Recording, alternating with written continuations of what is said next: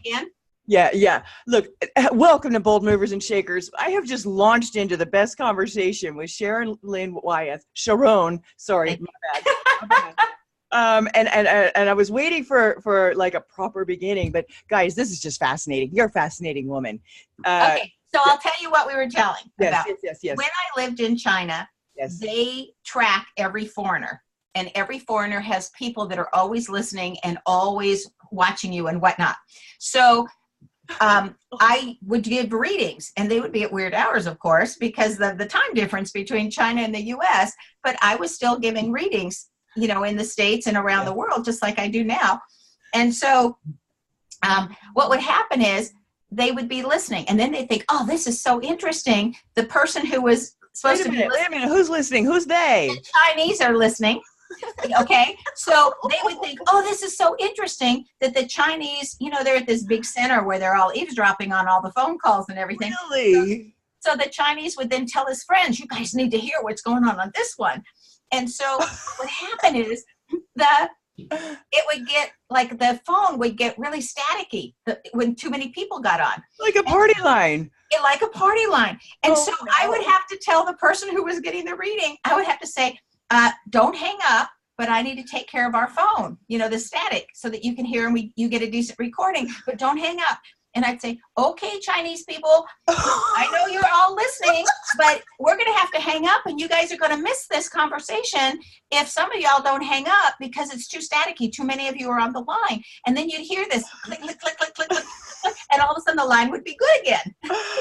Oh my God. Now, I knew that we were all being watched. And so we would always make our plans in person, because you didn't want to make them over the phone, because whoever was trailing you, we didn't want to make it easy for them. Earn your money. Right. So anyway, one time though, because I was the JV volleyball coach, I was gone for the weekend that all these guys, all the other teachers went out to this place. And when they came back, they were all talking about it, and they were so excited, and they thought it was so wonderful. So the next weekend, it was one of my few weekends where I wasn't with the team. And I called one of them and I said, okay, guys, where did you go last time? And what stops do I have to take on the subway and whatnot? Because I want to go. It sounded like it was really cool. And so she told me over the phone. And I thought, oh, darn, this is going to be so easy for the guy that's supposed to be trailing me. Going. So anyway, I got to a place where I wanted to use the restroom. So the only public restrooms are like in McDonald's and those kind of places. And then I feel badly if I'm going in to use the restroom and you're not purchasing something. Okay. So I went in, used the restroom, and then got French fries, and I sat down, and I was getting my French fries, and I had my water, and everybody sits according to where there's an empty seat. It doesn't matter that you're sitting next to somebody you don't know, it doesn't matter. You're in this long table, you just find a seat. It's kind of like when I traveled in southern Germany, the same thing. You just took the empty seats. It didn't matter who else was at the table. Yeah. Okay, that was in Garmisch-Partenkirchen in Germany. We did that too. So I went in and I took a seat. Well, there was a huge party to my right. This was a really, really long table. And a huge party to my left. And the only other empty seat was across from me. And the guy sits down, and this Chinese person sits down, and in perfect English, no accent, asks me a question about names. And I looked at him and I went, I said, you would only know to ask me that question if you're one listening in on me all the time. I said, nice to get to see you in person. I said, so you're one of the people that has to spy on me. He didn't deny it. He didn't affirm it. But who else is going to sit down and go in the middle of China, in the middle of Shanghai, and come up and say, hey, I want to know this about names. Oh my God. So I told him, I said, I get lost all the time around here, and I end up in places where I'm not supposed to be, and I'm trying to find, then I start again the next time trying to find the same thing I wanted to see. And I said, I would just make your job a whole lot easier, and I wouldn't get lost if you just go with me. So he became my personal tour guide for the next 4 months before they decided he was getting too close to me and they had to put somebody else on the job. Wow.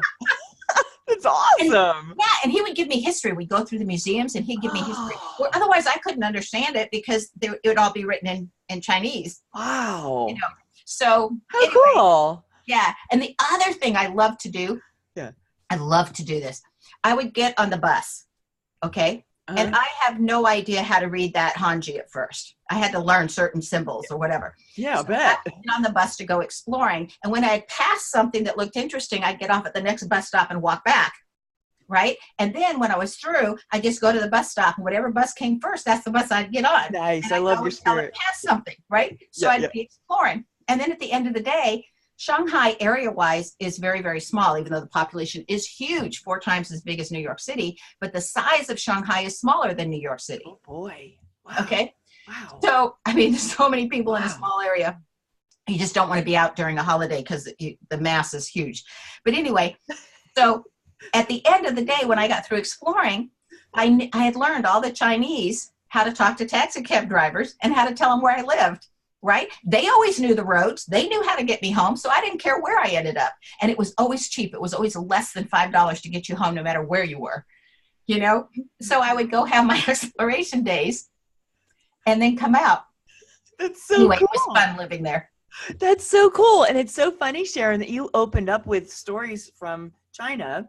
I was on Facebook this morning, and I told a gal that I was interviewing you, and she lives in Barcelona, but she's visiting Tel Aviv, and she's Chinese. So well, isn't that cool? No, I have been in Barcelona. That's one of my favorite cities in the world. Oh. And I have been invited to Israel 4 times to do my work. So I've been all over Israel too. Wow. Wow. So that's so cool. And she wanted to know, how does nameology work in other languages? It works great as long as they use our lettering system. Ah. Okay. But I have lived in Japan and I have lived in China, like I said, and I just couldn't figure out between the Hanji and the Kanji, whatever I couldn't figure out how to translate it over. And I just thought, you have to know this other language better and those symbols better than what I could learn in the 1 year I was in China and the 2 years I was in Japan. So I kind of gave up on that, but it definitely works in like all the European languages, anybody that uses our lettering system. And there's just a few little things to remember, like in Germany. Okay. So ich war in Deutschland für 3 Jahre. Okay. Pardon? I was in Germany for 3 years. Okay. And I traveled all around Europe. Neat. And that's way when I went back to test this, it was really easy to go to all those countries again. Yeah. You know, whatever. Yeah. And so in Germany, when we have 2 vowels go walking in English, the first one does the talking. Okay. But in Germany, when 2 vowels go walking, the second one does the talking. And so what I realized was when I was doing names over there is that I had to, if you had a diphthong, I had to reverse it when I read it, what the meaning was. Oh, wow. It had to go to the one that was talking, not the one that came first. And so there's a few things like that. Like in the Spanish countries, in the I was going to say the Romantic languages. Okay. Yeah. They have accent marks. And so I had to figure out, what is that accent mark doing to that letter? And so what it does is, just like there's an accent on my O that makes it Sharon instead of Sharon, that accent mark makes that vowel that's not sitting in a first vowel position act like a first vowel. So like in my name, Sharon, I would read the O like a first vowel instead of a middle vowel. Oh, I've been wondering why you did that, woman. That's why I wanted you on the show. Well, I did it so that everybody didn't keep calling me Sharon, because I don't respond to Sharon. It's Sharon. And so I thought, you know, how am I going to get visual learners? Auditory learners get it. But all of us that are visual learners, we don't get it, because our visual acuity takes over more dominance than our hearing. And therefore, I needed to put something visual on the page to remind people that it was said differently. And I started with an umlaut, because that's the actual sound. But then everybody would say, what's those 2 dots over your, such conversations. So I said, I was living in Texas at the time, and I thought, oh, this will be easier. Put the accent mark on. Everybody gets it. That's awesome. I've been wondering about that all along. But I want to go back to something you just said about visual being stronger than auditory. Yes. So for the people whose first vowels are A's and O's, the visual is stronger than the auditory. You're going to crack up when I tell you this, but I say it to people all the time. If I don't hear them, I'm like, I hear better with my glasses on. Give me a second. That's exactly it. And so anyway, first vowel people of A and O were visual learners. So like, I was at 31, I became an academic dean at a high school of over 2,000 people. Wow. Okay, so that is a position that they actually made for me. And it's a position, they created it for me because I was constantly saying, why aren't we doing this for the kids? And why aren't we doing that for the kids? Well, I'd already been in enough places to see different things. And so it was like, hey, how come we're not offering that? Yeah, right. So anyway, or doing something about this, okay? Yeah. So they created a position called an academic dean. And it sat in the lineup between principal and vice principal. And then when I got hired, my principal says, now all those things you kept coming to me with, well, why can't we do this? And he said, now do them. We're expecting you to do them. That's why you got hired. So things like that. Because of that, my school was the very first school in the entire state of Texas that offered dual high school and college credit classes. And now, you know, that's so common. It's everywhere. Wow. Okay. And because of that, we created a dropout program with a school within a school idea to help these kids. So they're not taking kids behind in other classes because they're so far behind, the teacher has to meet their needs too. But instead the other classes can be regular. You pull these kids out and then you catch them up so that within a year's time, they can go back into the classroom and now be successful. And so our dropout rate was 48%. And the first year we got it down to 15. And every year after that, it's been between 3 and 5. Wow. Oh, that one got on the Tom Brokaw Evening News and got presented by the, at the conference that the President of the United States, at that time, George Bush Sr., gives to all the governors of the states. Our superintendent got to go and present that program. So anyway, we had 5 programs and 4 went statewide and 1 went national. Because he said, now do it. Man, mind blown. That's so cool. Did you ever imagine when you were buried in this, I've got to figure something out in my life purpose, whatever, that all those years, did you ever imagine these moments that you've had now? No, and the greatest thing is that, you know, we are basically creative people, right? Our creator created us. And I'm very spiritual, and I really lead my life that way. Yes. And I've read all the major books from all the major religions. Okay. And I decided where the overlap is, that's what it really is. You know, and the rest is just cultural adaptations. Anyway, that's in my viewpoint of things. So, but we came from a very creative being, and he didn't make any 2 snowflakes the same. Right. And so none of us are the same. Okay. And what I love is where our gifts and talents are lie in our name. And the more we have in the name, the more we're expected to do. So if you're given a lot of gifts and talents, you're expected to do more than someone who has not been given as many gifts and talents. Okay. That's right. Because, and this sounds crazy, but I think we're all created equal, but we're not all born into equal circumstances. So we don't all get equal lives. Yes. So some have more responsibilities than others. And if you're given more gifts and talents, you've got to utilize those, or it was like a slap in the face and saying, yeah, you gave me something, like you gave me a wonderful gift, but I didn't use it. I wasted it, you know? Yeah. So because of that, I'm so excited. Last week, there is a art gallery here, and they feature one artist a month and put their work up and whatever. And last week I got my acceptance letter that I'm going to be an artist of the month next May. And so I get to put in 7 quilts, 6 paintings, and then my little doohickeys that I make, whatever, like pillows and table runners and fabric art, and put them on 4 shelves. Awesome. So I'm excited. Congratulations. Thank you. That's wonderful. Kingsport just got elevated. Oh, that's awesome. Where I live is fabulous. That's why I'm here. But anyway, I'm excited about that because I come from a family where everybody had artistic talents, and they're incredibly creative. And that, you notice I do quilts, which are very geometric for that math. And so I felt like I didn't have that same level of creativity. You know, if you compare, I always kind of shied away from it. But they really liked my paintings that are all abstract, and they really, anyway, I'm excited about it. So thank you for letting me share that. Are you kidding me? I think that's awesome. I'm going to get some of this pictures of them, and I'll include that in the video so people can see your work. Okay. You're okay with that? You're okay with that, right? Yeah. Okay, we're doing this live on tape, people. I don't edit anything. So that's just how I like to roll. Anyhow, I'm thrilled for you. Congratulations. Thank you. Well, I'm excited about that. You should be. You should be, because that's a completely different kind of creative expression than Right. Right. Because normally I'm the problem solver. Give me a problem.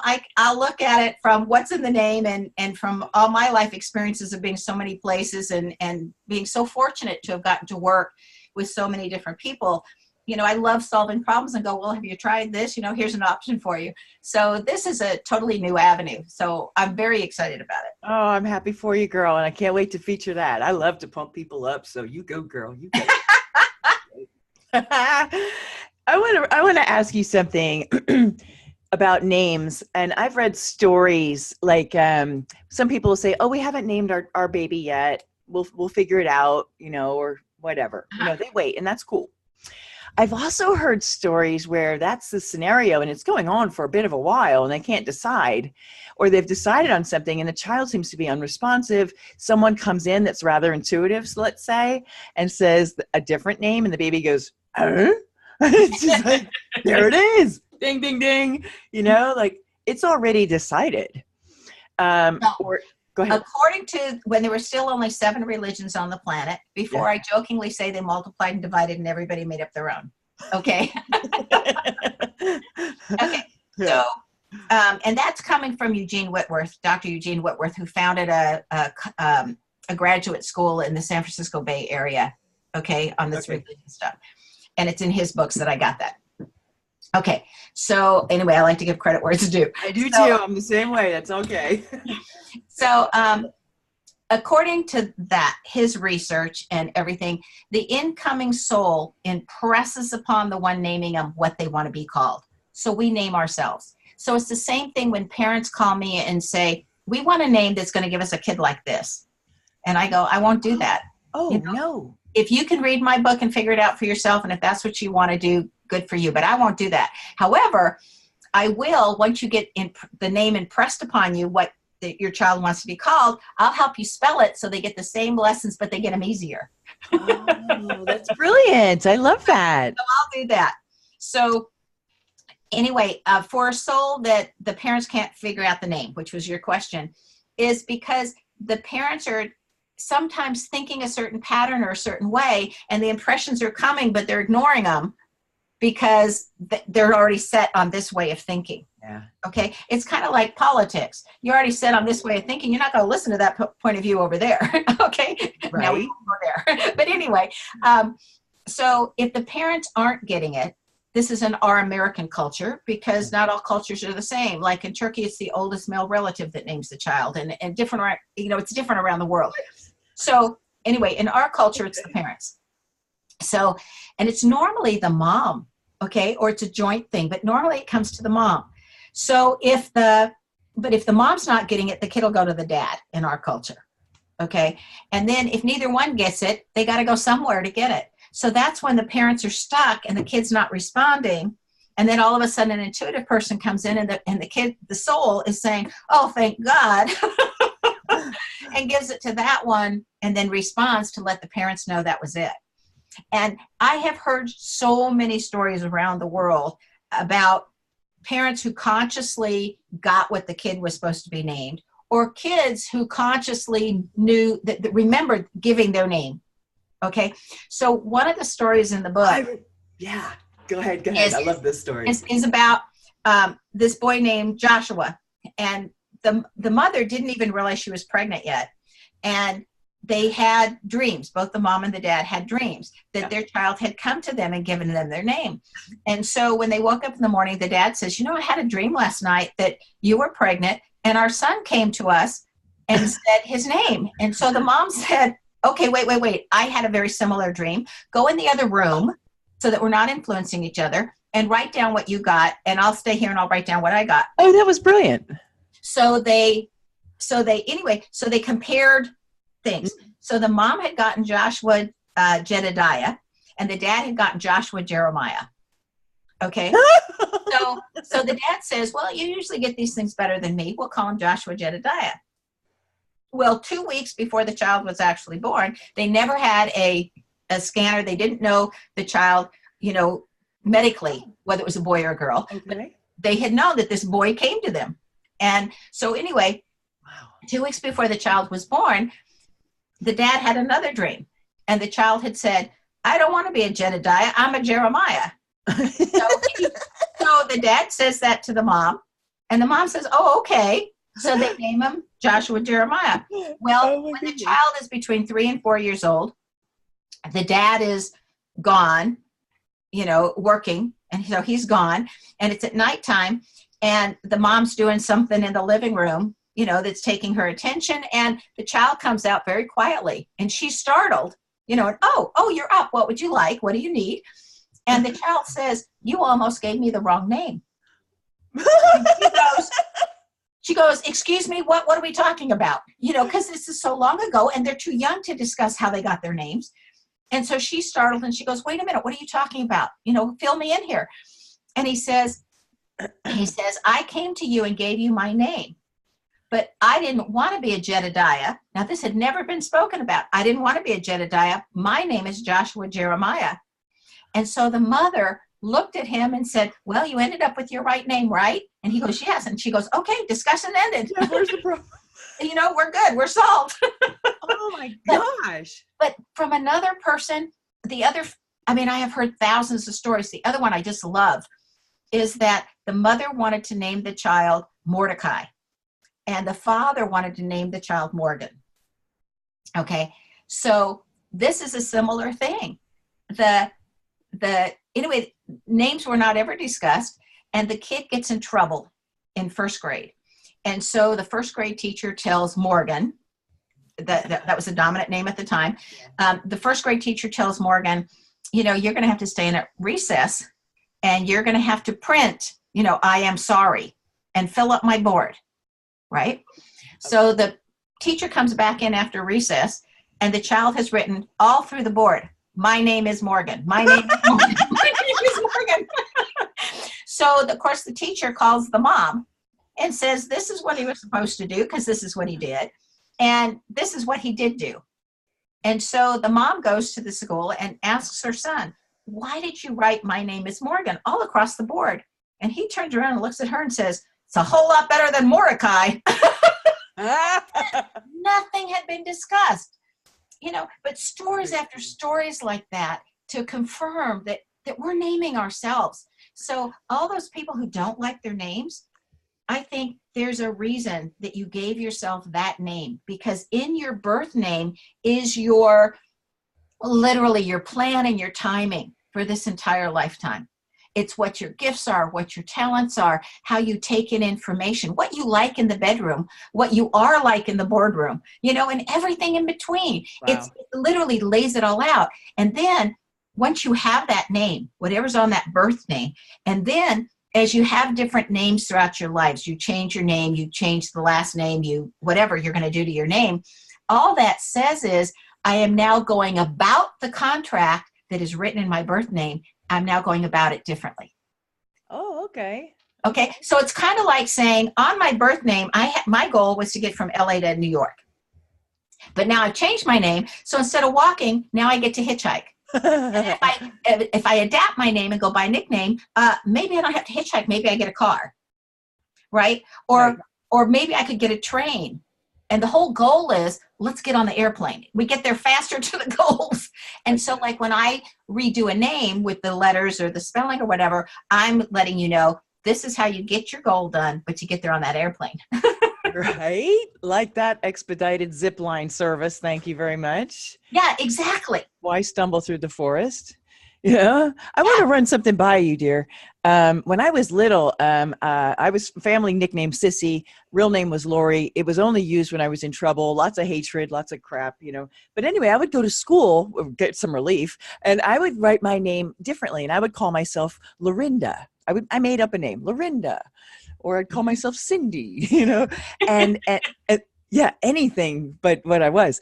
And the teachers would cross it out and they're like, that's not your name. It's Lori, Lori. And I was like, no, it's not. I know it's not. Well, fast forward. I've done a lot of metaphysical reading, and and Ray is light and it's information, and like I remembered that. And I had a moment where I just decided I'm going to divorce myself from my family. I'd had it with the hang up on them. And I remember a brother and sister, and look, I wasn't living with them. I was 29 or 30, whatever that age, the Saturn return thing.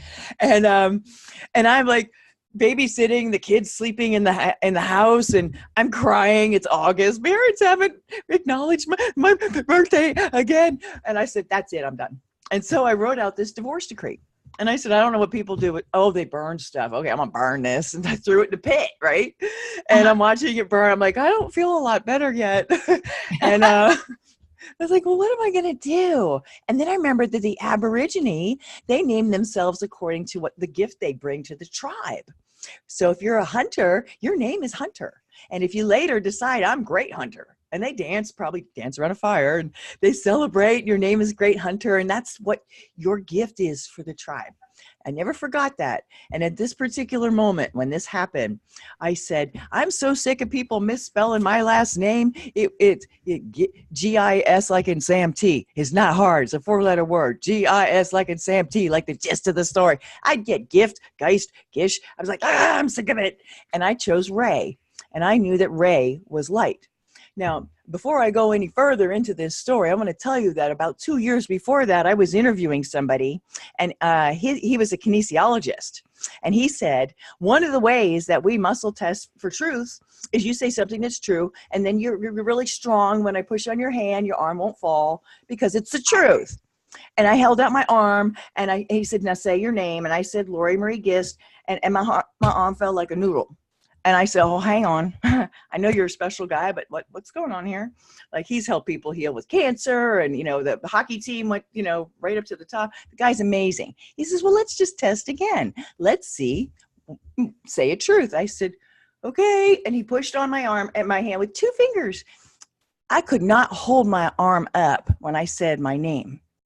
And I said, Lori Marie Gist is on my birth certificate, sir.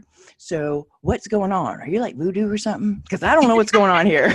I kind of recoiled. I was like, I'll still put you on my show and stuff, but you call in. I don't want you coming to the studio. I'm a little freaked out. Now, I didn't understand at this time. So now we're going back to the fire pit, right? I've decided that I'm going to call, at least my last name's going to be Ray. And I thought, well, the reign of Dynasty, that show with Alexis Carrington, had finally settled down. And I said, if I'd ever had a child, I would name her Alexis. I thought it was a great name. And so I went in to the house. Thank God the child's still asleep. The babysitter's doing weird stuff in the backyard. And I grabbed the dictionary, and I looked it up, and it came from Alexander the Great, meaning helper of mankind. And I said, well, I'm not exactly in that great of a mindset right now, but I know I'm supposed to do something. I know I am. That's supposed to be big. I don't know what that is. But I'm going to name myself Alexis Ray. And every time I sign my name, I'm going to write A.Ray, and I'm going to think of light, because that's who I am. And somehow I know that. And I went to the court, and I want you guys to know it's really pretty simple, though it can be a little scary to change your name when everybody else is like, I'm getting separated, or I'm divorced, or whatever. It's so simple, and you don't need a lawyer. No. It was just like walking up to the Wizard of Oz. It was practically like fire and smoke coming from this woman's podium. And she looks down on me and she goes, and why do you want to change your name? And I was like, I like it better. Bang, approved. I was like, oh, you like it too? And she's like, yeah, it's a cool name. Here, go down the street or down the hall and see Social Security, and you're done. Next. And I found out later in talking with people, nobody's like you though, talking with people, and they said, that when you put an X in your name, there's a lot of variables that come out of that. It's not a do you know about that too, Sharon? Like, you want to cancel things out. And in my book, it literally says that when there's an X between 2 letters, it cancels out the negatives on either side of the challenges of those 2 letters, and you only get the gifts. Wow. I'm glad I have this on tape. Wow. So like in Alexis, it would cancel out. A's and E's often don't understand each other. And so when you have Alexis, it cancels out the challenges of the E, right? And it would cancel out the challenges of the I, even though E and I get along. But when it's canceling out the challenges of the E, it makes it easier to get along with your first vowel of an A. Okay, well, I'm glad to hear that. Interesting, though. They were both, Lori had the O and Alexis has the A. Just as a side note on all of that, neither one of my parents ever asked me about my name change. Ever. Do they still attempt to call you Lori? No. But they changed. Yeah, I would get letters addressed to Alexis. And a couple of years ago, my mother actually said, "So why did you do that?" And I didn't have the heart to tell her that your name's Lori too. And you used to call me my name with such hatred. I mean, I really didn't have a good association with it. Thanks. I really needed to name claim myself. Thanks. Well, see, but that's still your contract. And so Yes. we would look at that and say, here's your underwriting who you are. And then you're presenting as Alexis and you're going about it as Alexis, but underneath the program that's running is the Lori program. And what's really interesting is the middle name Marie. I don't have it anymore. But the middle name Marie, Yeah. because that's your imprint. Oh, right. And then you changed how you're going about it. So Yeah. you would not be doing this anymore. However, what that name indicates is that you self-sacrifice for the good of everybody else and always put yourself last. So when you dump that name, you have to start putting you first. That is the most sacrificial name. I know it's a beautiful name. I know that Oh my goodness. I did. used everywhere, especially in the Christian religions. Wow. But that is the name where you give up the most, and there's no permission to say I. It's always you first. Wow. Always you first. And I see that in so many people's middle names, and I think, you're not allowed to put you first. You're not allowed to think of you first. You're not allowed to take care of your needs because you're always busy taking care of everybody else's needs, even though that's not really fair. And then you develop all these fairness issues because why does everybody else get to come first? I would say that that's the soul's challenge. That's the challenge that the soul chose to come into, which is self-empowerment.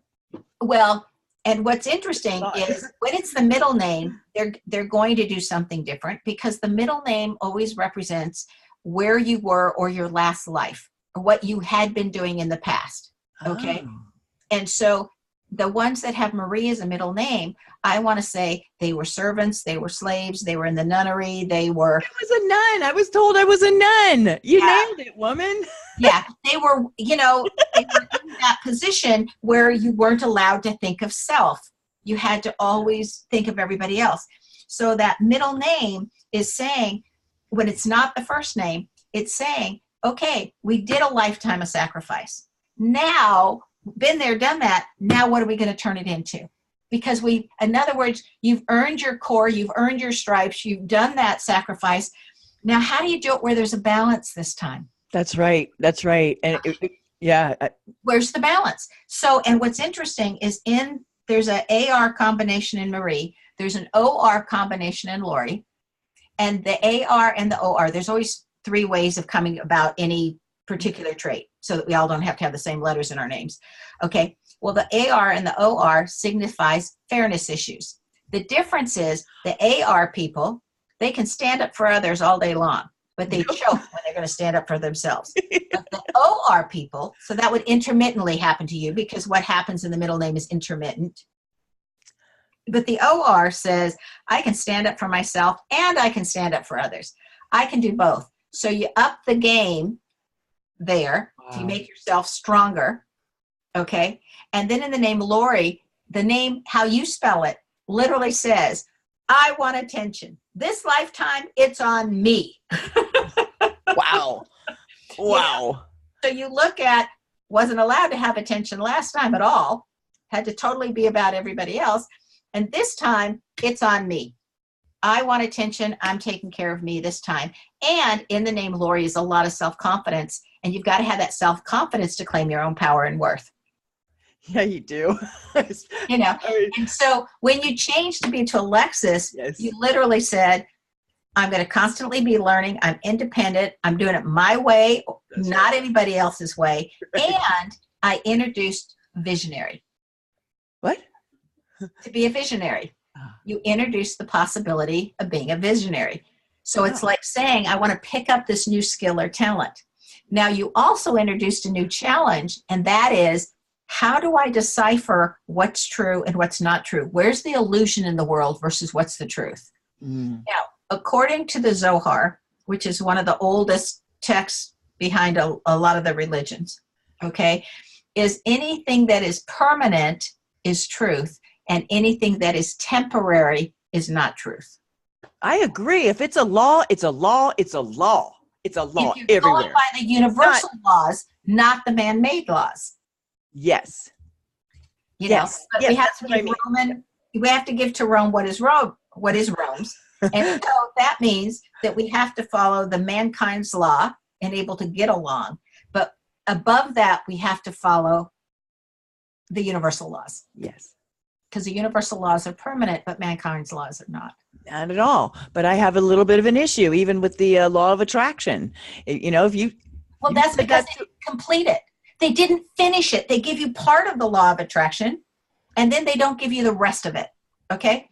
So what they don't tell you in the law of attraction and all those books is they give you the first 2 steps is what they're giving you. And then they don't say you have to take action, because you can't just sit there and expect something to drop in your lap. So you have to take action. And then they don't tell you that after you receive it, if you don't give gratitude, you don't get to keep it. Wow. So you may get it, but you don't get to keep it unless there's gratitude there. Wow. Okay. So they miss out the step of action. And that's why people get disappointed with the law of attraction. And they miss out the gratitude at the end. Wow. Here's something. God, you'd have to be a fool not to be grateful for it. Okay, 2 things come to mind. The law of attraction doesn't necessarily, I mean, if you told a little kid that's starving or hungry or something in another country, just use the law of attraction, I don't know that it would necessarily work for that child. It would if they take action. You have to be able to visualize it. You have to create the desire for it, right? Create the desire, visualize it, create the desire, take action. And some actions will take you longer to get there than others, but if you stay with the action, you'll eventually get it. But then you've got to have gratitude and able to keep it. I don't know if you're aware of this. This was a story that happened to me. I made a little video about it. I was on a cruise, and proud makeup artist that I was at the time, I brought a bunch of makeup, boom, boom, boom, on the bed, and I'm like, oh God, there's no under eye concealer. Holy crap! How am I going to look going from LA to Mexico? You know, raccoon, right? So I rushed down to the gift shop.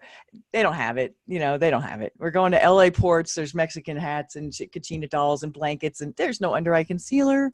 And I'm yellow undertones, not pink. There's no way I was going to find it. I was just like, okay, I give up. I tried.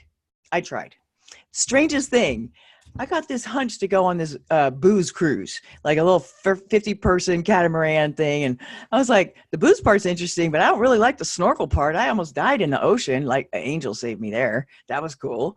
But I said, I don't really want to do this again. But I was drawn to do it. And so it was a big yes, is what I call it. Got on the catamaran. I swear to God, I must have been the first one in, first one out. I did the cursory. Yep, there's a cove. Yep. There's some deep water. Okay. And I got off the boat, or got out of the cove onto the boat. The rest of the crew started back, the limbo. Everybody's down at the other end of the boat. And I was like, oh, good. We're going into the booze part. This is why I'm here. And I'm standing at the back watching. And this little woman comes up to me. Wish I had something to show. And she looks at her hand, looks up at me, looks at her hand, goes, I found this on the bottom of the ocean. It looks like your color. I said, what the hell is it? It was under eye concealer. Is that not a miracle in itself? It was under eye concealer. It was fresh. It was my color. I used it for a year. Now, I'd never heard of L'Oreal Color Match at that time, but believe me, I became a fan. But can you imagine? She says, yeah, I saw something shiny on the bottom of the ocean, and I snorkeled down to get it. I was thinking, yeah, I must have looked really shitty. I was the only one that, apparently that woman needs this. But can you imagine the circumstances? That's interesting. I actually believe that we are so loved and so cared for that our angels come, or people that act in place of angels come out of nowhere. Yes, I think so. I've been asked to write a chapter for a book on an angelic experience that I've had. And anyway, it's for somebody else's book. And I said, I'm happy to, because I've had, I feel so fortunate that I have put myself sometimes in trouble without thinking and had needed to be rescued or needed help. And one of the times was I was going up to over the bridge of San Francisco. You fly into San Francisco and then you take one of their buses, whatever, to get to the other side. And I was going to be giving a talk. And I was coming in very late at night. And the lady who was sponsoring me was having me stay at her house because they were a group that wanted to save some money. Yeah. And so I was going to stay at the house. And she said, just take the bus up here and then call me. And I've got young kids that'll be sleeping, but you're only 5 minutes away then, and I'll run down and get you without having to wake them up, right? All right, but if not, I've got to wake them up to come get you in San Francisco, so would you please take the bus and whatnot? I said, sure, not a problem. So I get off, and it's this little tiny, where the bus drops you off, it's this little tiny, almost like a drive-around driveway. And there's a phone booth there, and there's trees, and there's nothing else. There's nothing for just a phone booth. It's like this parking lot and this phone booth, and there is nothing. Okay. And so it's dark. It's around 11 o'clock at night. It is dark. There is nothing around. And I thought, okay, I'm going to go call her. Right. And I realized I have no coins in my purse. This is before cell phone days. This is before any of that. You have to have quarters. Sure you did. Cell phone. And I thought, and I looked around and I thought, there's nothing. And I have no idea where I am. Oh. I don't know which way to walk. I have no idea where she lives. I mean, I thought, OMG. And I literally said, oh God, I need help. I mean, I remember saying that. Oh God, I need help. And I always think, don't call on help unless you need it. It's almost like you get 3 wishes, don't waste one. Right. But it was like, oh my gosh. And I said, I need help. And all of a sudden I get this knock on the shoulder, right? No. This tap on the shoulder. And I turn around and I swear there was nobody there earlier, because I looked all around going, oh my gosh, what am I going to do? Which way am I going to go? How am I going to solve this? And I get this tap on my shoulder and I turn around and he says, you look like you need change. I only have 3 quarters. Did this help you? And I got $1 out of my purse and I said, hey, that 3 quarters is worth $5 to me right now, And I gave him the money and I took the 3 quarters and I turned around to put the quarter in and I went, oh my God, I forgot to say thank you. I turned flash back as fast as that thought came. I turned back around to say thank you. There was nobody there. Wow. Nobody there. And I was like, oh, thank you, God. Thank you, God, for however you did that. Thank you so much. And I put the quarter in, and anyway, it all went well from there. But some of the situations that I've been in, simply because, now I'm like always, what do I need? What could I possibly need as I'm going forward, so that I'm not in those kind of situations again. But there's been a few times where if what I call the angel people hadn't appeared, I would have been in what I call deep kimchi, because they're underneath the ground.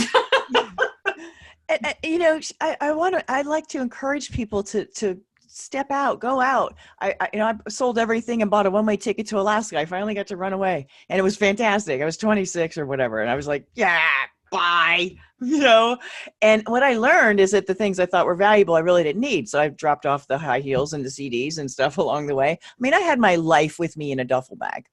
Yes. What I learned is that the less I had in my hands at the time, the more open they were to receive what I actually needed in the moment I needed it.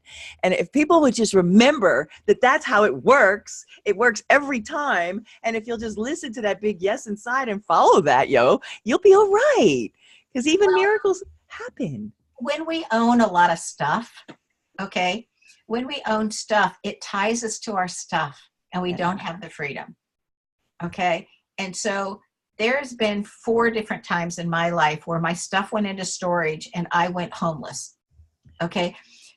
3 times out of choice and 1 time out of stupidity. Okay.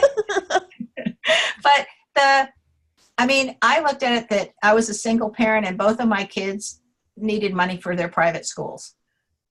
And I thought, if I don't have a house bill and then a yard bill and electricity bill and a water bill and a whatnot bill, then I can pay for their tuitions. Okay. Oh my gosh. So I went homeless and I said, all I have to do, I have the most wonderful friends. All I have to do is figure out where do we need to be during a holiday. right? Where am I bringing them to so we can celebrate the holiday together? And then in the summer, we can go camping and traveling, and they get to see stuff, and they don't have to realize mom doesn't have a place. Oh my gosh. Whatever. And so anyway, Wow. that's how I did it, so that my kids could graduate from college debt free. Wow. Was your middle name Marie somewhere along the lines? I mean, No, but Lynn is a real close second. okay. All right.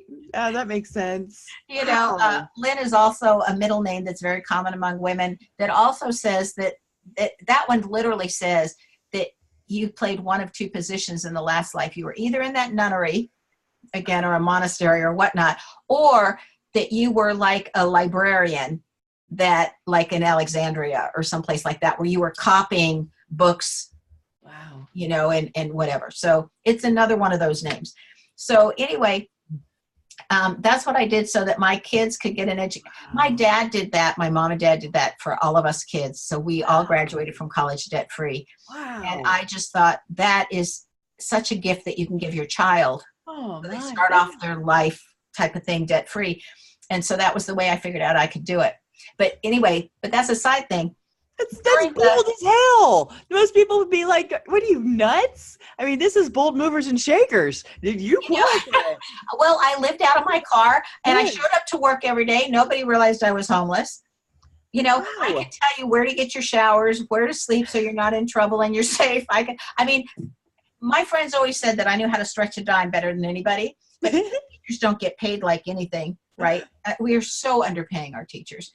And they are doing such responsibility of our next generation and how they think, and all the child rearing that is not happening, the discipline that is not happening, this you know, the inner core of knowing your worth and value that's not happening in so many homes. No. That's resting on our teachers, and our teachers are being given more paperwork, more responsibilities, more pressure. You know, my last year in the education system was last school year. Wow. So this is the first school year I haven't been involved in schools. And I just look at all the responsibilities that kept getting added on. And if you really want to teach, but you got to do all this paperwork and all this documentation and all this other stuff, and they keep putting classes on you to make sure you're educated. And the responsibility load is incredible. The last school I was at, every good teacher there, and the school had like 80-something% of what I would value very good teachers. I mean, the principal had done a great job hiring. We all worked 11-hour days. All of us did. And we were working on Saturdays to catch up, and we had Sundays off. Gosh. You know? And we were all working like that. And if you look at your schools, if they're not there at school doing it, they're at home doing it. You know, or they're staying up late at night because they have kids and they're doing it. But we were all putting in 11-hour days trying to get everything done and still do what we needed to do for those kids or wanted to do for the kids in our classroom. Wow. You know, and it's just, I watch, and because I was in education for 40 years, you know, and I've been fortunate enough to be either a teacher and or an administrator in 8 of our states and in 4 of our countries. So I have this wide variety. And so to see what people are giving, and I think our teachers are so sacrificing for our kids. And how are they rewarded? They're rewarded with low pay. They're rewarded with disrespect. They're rewarded with angry parents, you know, and they're rewarded with really long hours. And then we wonder why so many don't want to be a teacher after a while. Right. It's a shame. Is there a fix on that one, you know? Well, there is. A lot of teachers are going to private schools because they're given freedom. I mean, and I left certain states where I was teaching because Common Core that I so disagree with philosophically came in, and kids don't progress. And my kids always did superbly in math and could make up for stuff they didn't understand and came out way ahead. And then you have to teach Common Core style, which I think until you have your math major, like I do in college, and a master's, you're not going to understand it anyway. And so I looked at that when we were asked to teach that way. I thought I wouldn't understand this way had I not had all that math training. And to do one big problem for a day, then they're not going to know all the varieties and the ins and outs anyway, don't get me off on that. I just so private schools can give you the freedom, but they even pay less. So it's like, oh my. I think our country's in trouble in that department. I think it really needs to change. But that's my own personal thing because I love our kids. Well, on the top of my pay it forward list, Sharon, is the Andre Agassi Prep Foundation. Ironically, Andre, who hated school, the tennis player, the beautiful tennis player, who shaved his head. He started the model school in Vegas where he lives. The requirement to be a teacher is that you have to have at least 2 years of urban experience. The requirement for the students is that you have to be below poverty level.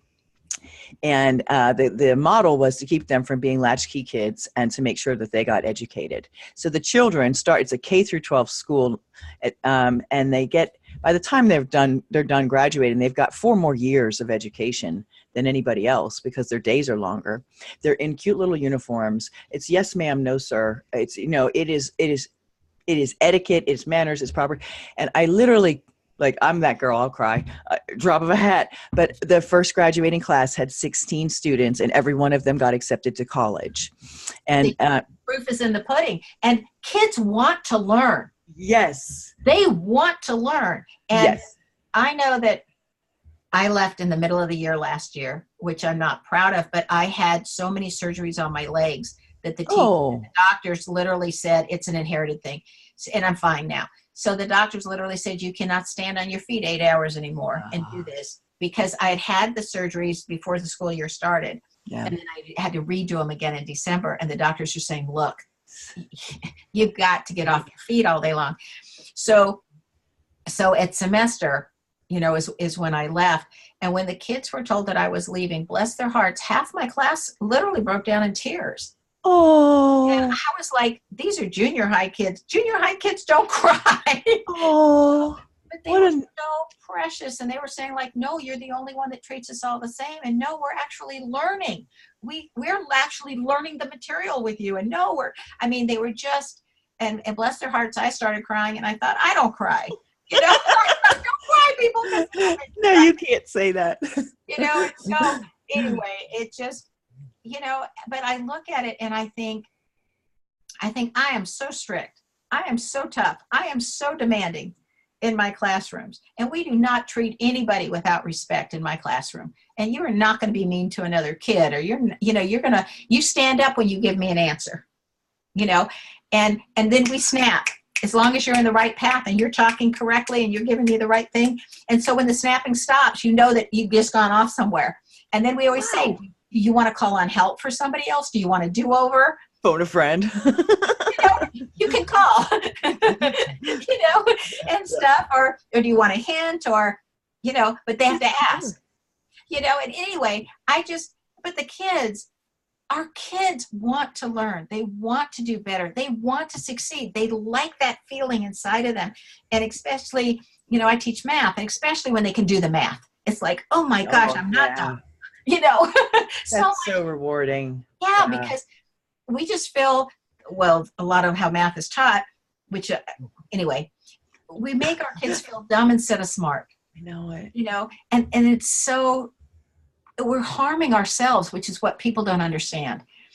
And we've got to have patience, and we've got to teach in a way that it makes sense and it's logical. Yes. And the kids rise to the occasion, and they're beautiful. So I love the fact that he's doing that in Las Vegas places. And yes. And it's it's the same way that my administrative years were in the middle of my career. And then I decided to go back into teaching. Okay. And for multiple reasons, I wanted more time with my kids. And as a single parent, if you're an administrator, you're gone, you're paying somebody else to raise your kids. And I didn't want that to happen. So, and I had gone into administration when they were kindergarten and first grade. So I came back out and became a teacher again. And I just look at that, and I asked, because I had all these various experiences, and I always went into a school and said, give me the ones nobody else wants. Give me the ones that are struggling, the ones that are behavior problems, the ones that are whatnot. I said, they'll be good for me. And on the whole, they were, and they would learn. And the more they're learning, the better they get. Yep. Because they're succeeding. Yep. You've got to have some sense of accomplishment somewhere. Gee. Well, if you're having discipline problems in your classroom, it's because your kids aren't learning. and they're bored and that they need to do something. Yep. To get that across. But anyway, that's off from names. But It's all good. It's all good. This is about you, the bold mover and shaker that you are. What's next for you? What's on the agenda? What's really neat in the classroom is that because I knew names, I knew how to group them. And I knew who needed visual, who needed auditory, who needed aesthetic, who needed what, and how to solve problems just because I could interpret their names. Yeah. But to answer your question, what's next for me is I've got a lot going on. Like I already shared that I've got that art gallery thing next year in May. So I'm excited about that. And it takes time to get ready for something like that. So it's not next month, it's next year. It's next May. Yeah, but I just found out last month that they chose me as one of their 12 artists for next year. So that's really exciting. That's so exciting. And so, and I'm glad I get May. That's a fabulous month, Anyway, so I've got that coming up. I've got Know the Name, Know the Person coming out in Spanish. Our goal is the end of May. Yay! So that's exciting. Then I've got the second edition of Know the Name, Know the Spirit, where right now in the book, I define how you interpret all the letters and the letter combinations differently if you're looking at it from the soul's point of view.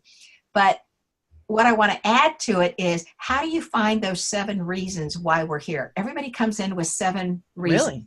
You have an overall arc of what you came to learn, and then your name indicates the 7 things you need to do and able to accomplish that arc. And so I want to add how I find that in a name into that book, because that's the soul-related book. Gosh. And then I'm also working on that Know the Name, Know the Health that I would like to have out by the end of the year, but we'll see. It'll be fun. Wow. So you're pulling a chicken soup for the soul, aren't you, sister? well, it'll be different markets and the different needs.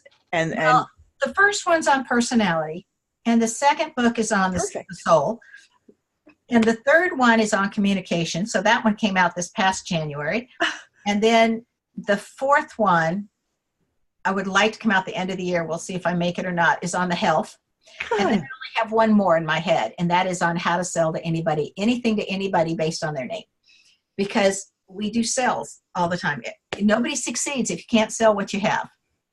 It's true, and so it's literally, and that one, anyway, I've got it in my head, and the research is done. I need to do some more research on the different styles of selling, and how then I can put in how the names would apply to that.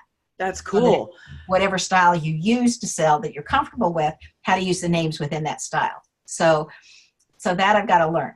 So anyway, that's what I'm up to pretty much. It's a lot, and it won't be standing. You'll be sitting, taking care of yourself, which is good. Yeah. Well, I took care of myself when I moved to this. I'm out in the woods. And I'm in a cabin in the woods, and I wake up every day and I watch the most beautiful birds, the red birds, the blue birds, the cardinals, or whatever. I don't know the names of all of them, but they are gorgeous birds. And then I have deer in the backyard, and there's fox that you see running through the yard, and we have groundhogs, and we have squirrels, and we have hawks. And it's just, I get to look out my window and see nature. That's awesome. And I think, and every day I'm so grateful. That's awesome. I think we have the most beautiful world that we have been given, and I wish we would all take care of it and appreciate it. And it rains a lot here, and everything is green and lush. And anyway, I love where I've ended up. I love that you ended up closing driving distance, girl. I'm gonna be over. Okay. Okay. Well, and it's funny because when I give workshops, and they're here in Tennessee, I literally hold them in my house, and because I give them very small. I want to make sure everybody learns, and to make sure that somebody learns, I need a very small group, because I'm not after the crowd. I'm after the learning. Quality. Yeah. The quality. You need to be able to do this when you leave, because I promise you will, and I'm going to get you there. Nice. Because of my teaching experience, what took me 15 years to figure out this namology, I teach in 15 hours. Wow. And so you come to the house, and people have said, oh my God, it's like living in a treehouse. Oh, I'm so there. Every class, I will be right there. So Yes, anyway, living in a treehouse. That's the bomb. well, it is, and because we're on a mountain slope, it's a 2-story cabin, and the Oh, top floor is actually the floor you come in from the front door, and then it would look like the basement. Only because it's on a mountain, the backside is actually open to the back. So, there's 2 floors. So anyway, but it's fun because there's so much glass, and so you feel like you're right there because you're looking out at the top of the trees because you're on the mountain looking out. So anyway, man. So if you guys are ever thinking about coming to one of her classes, don't think twice. Sign up and go. well, you come away learning a skill that you can use and apply immediately. Yeah. People are actually making money from it, which I love that. That's great. And you never look at a name the same way twice. That's so great. You automatically go, oh, this is who I'm talking to. Yeah. Insider knowledge, huh? Yeah, it is. It is. Because think about it. It takes us a long time in our very instant world where we have instant credit. We have, we want everything instantly. We want things delivered by the mail. I mean, that took training because we'd rather pick it up in the store and have it instant, But now it's 2-day delivery and people pay for that because they want it that instant, whatever. But getting to know somebody, that's not instant. That takes time. But when you can see the name, it's like immediately you can have a conversation and that person says, I want you for my BFF. Because you get them. Yes. And accept them. And accept them. And that's the key. And Alexis, what's really, really cool is that's the common core. What people say when they get through taking the class is it's afterwards when they go out back in their lives, they say, I've stopped judging people. Because I can see where their gifts are. I can see where their challenges are. So you don't put them on a pedestal and you don't feel badly for them. You just accept them because you can see the picture. There's no missing puzzle piece. Yay. And they go, and that's the common core. That's the common result of people learning names is the judgment goes away and the appreciation of the essence of the other person is what comes forward.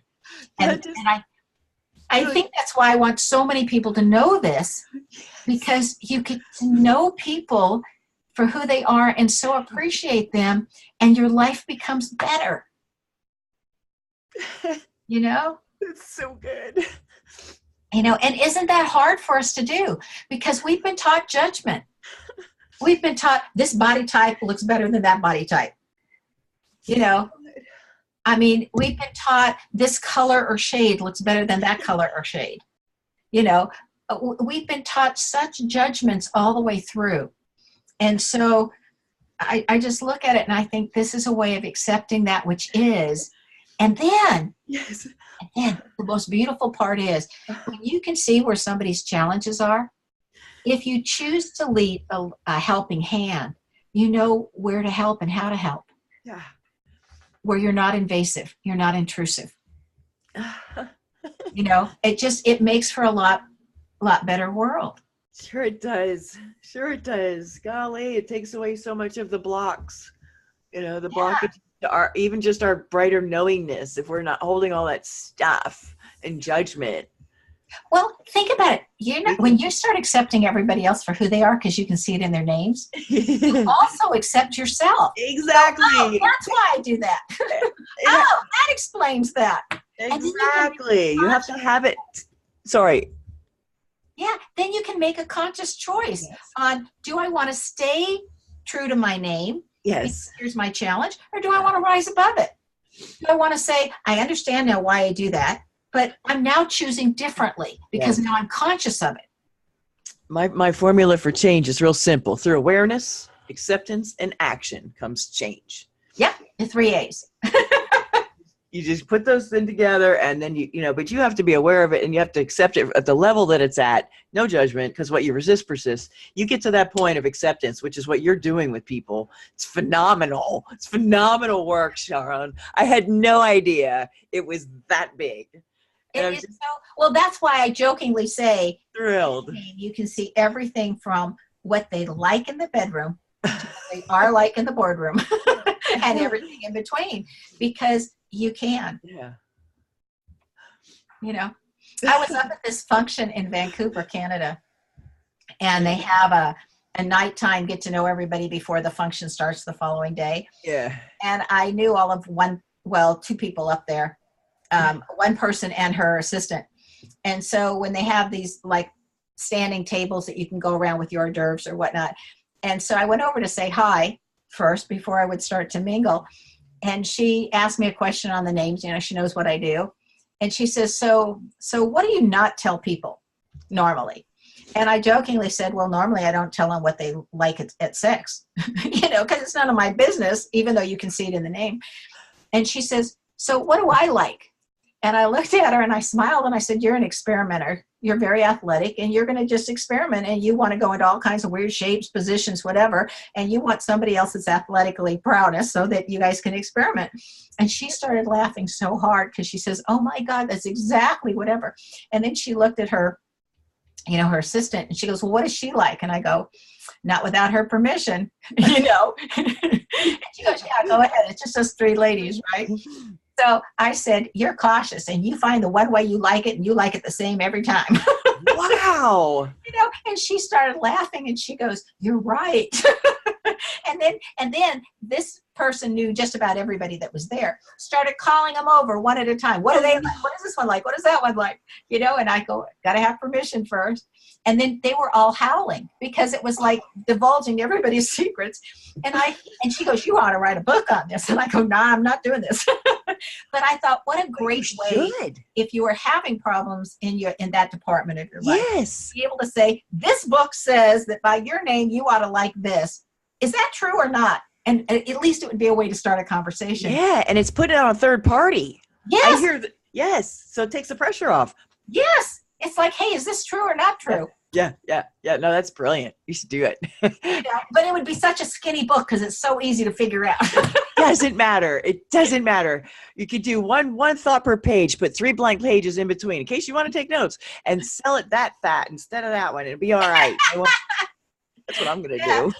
Yeah, but whatever. I may do it as just an article or something and say, hey, please do. The website, here it is. Yeah, use it as a hook, you know, a freebie, you know, one of those giveaway takeaways. Yeah. Everybody, you'll build your email list like that as if you don't have it already, you know? My God. No, it's just like, I did write an article that somebody else took credit for Match.com. Yeah, I have fairness issues in my name, so I just looked at that one as not fair at all. I was asked by an author, whatever, by somebody if I could please write this article for Match.com on how you could better pick a name that's on, you know, one of those sites to match yourself or whatever.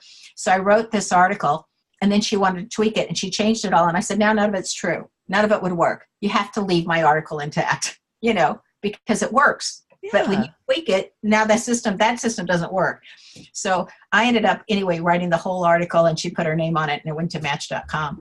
But there is a thing. So if you're on Match.com and you have and if you go in there and see how to find a partner by your name, you know, utilizing the name, and it gives you some of that, what you're looking for. Like if sex is very important to you, how to find that in a name that's very important to the partner. In a username, a fake name that they've chosen. Well, no. Or their real name. Which one is it? Have the real name. Okay. They have to have the real name. Okay. But there's certain people like people that have, for an example, an A as their first vowel. Okay. They do not like PDA.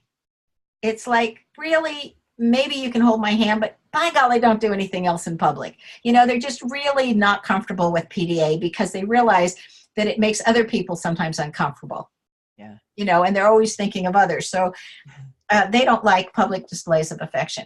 And yet the E and the O, the first vowel, they can be all over anybody. It doesn't matter. Yeah. You know, yeah.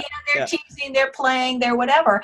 And so if you just know little things, like, can I get away with this person or not with that person? Is it going to irritate this person? You know, those are the things that help to have that discussion. It makes a big difference whether you're compatible or not. You know, maybe somebody hasn't realized their own thing yet, you know, and you could bring them to it so that they don't have so much frustration in themselves. And right. And to know what their own needs are and what they're looking for. Yeah. Right? Exactly. one of the guests on my radio show said something that I think is just, I mean, it just really hit me and it stayed with me. Yeah. And she said, what your partners really want in a marriage is that they want appreciation, for what they do. They want your approval for who they are, and they want sex.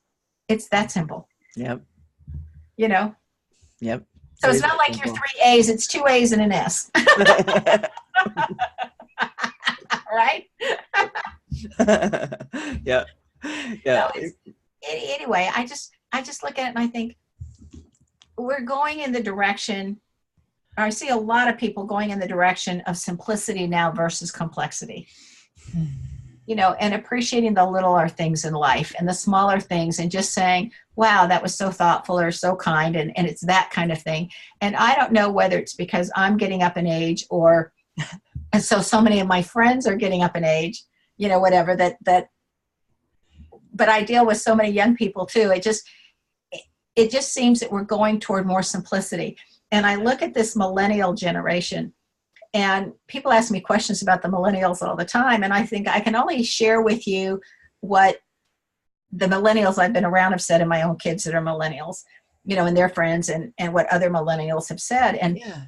what I observe is that they are a lot less materialistic. They like the freedom that comes from not owning so much stuff. Yeah. Owning so much stuff is almost like a jail, because now you got to take care of it, and you Yep. be there. Yep. You don't have as much freedom to travel and move and Yep. stuff, and you got to clean it. And I know that my kids are like, Mom, you made us dust every Saturday. We do not want to own any dustables. Things we have to dust, it's so rare in their houses. But it's they don't want to be tied. They don't want to be tied to that stuff. Yep. And so it's a different kind of freedom. It's a different mindset, and it's a different level of importance. Yes. Like the house I grew up with was filled with art, just filled with art. My dad is a physician, but a wonderful sculptor, Oh, wow. talented. And my mother was just an all-round artist.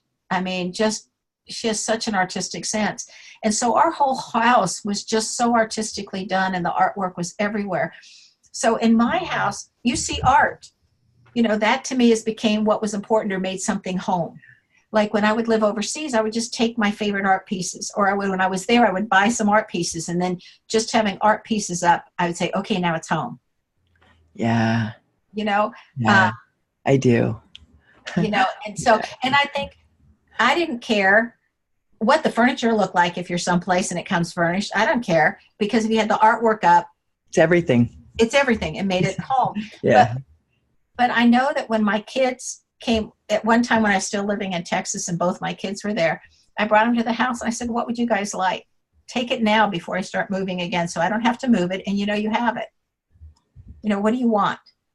And they took very little, because they don't want to dust it.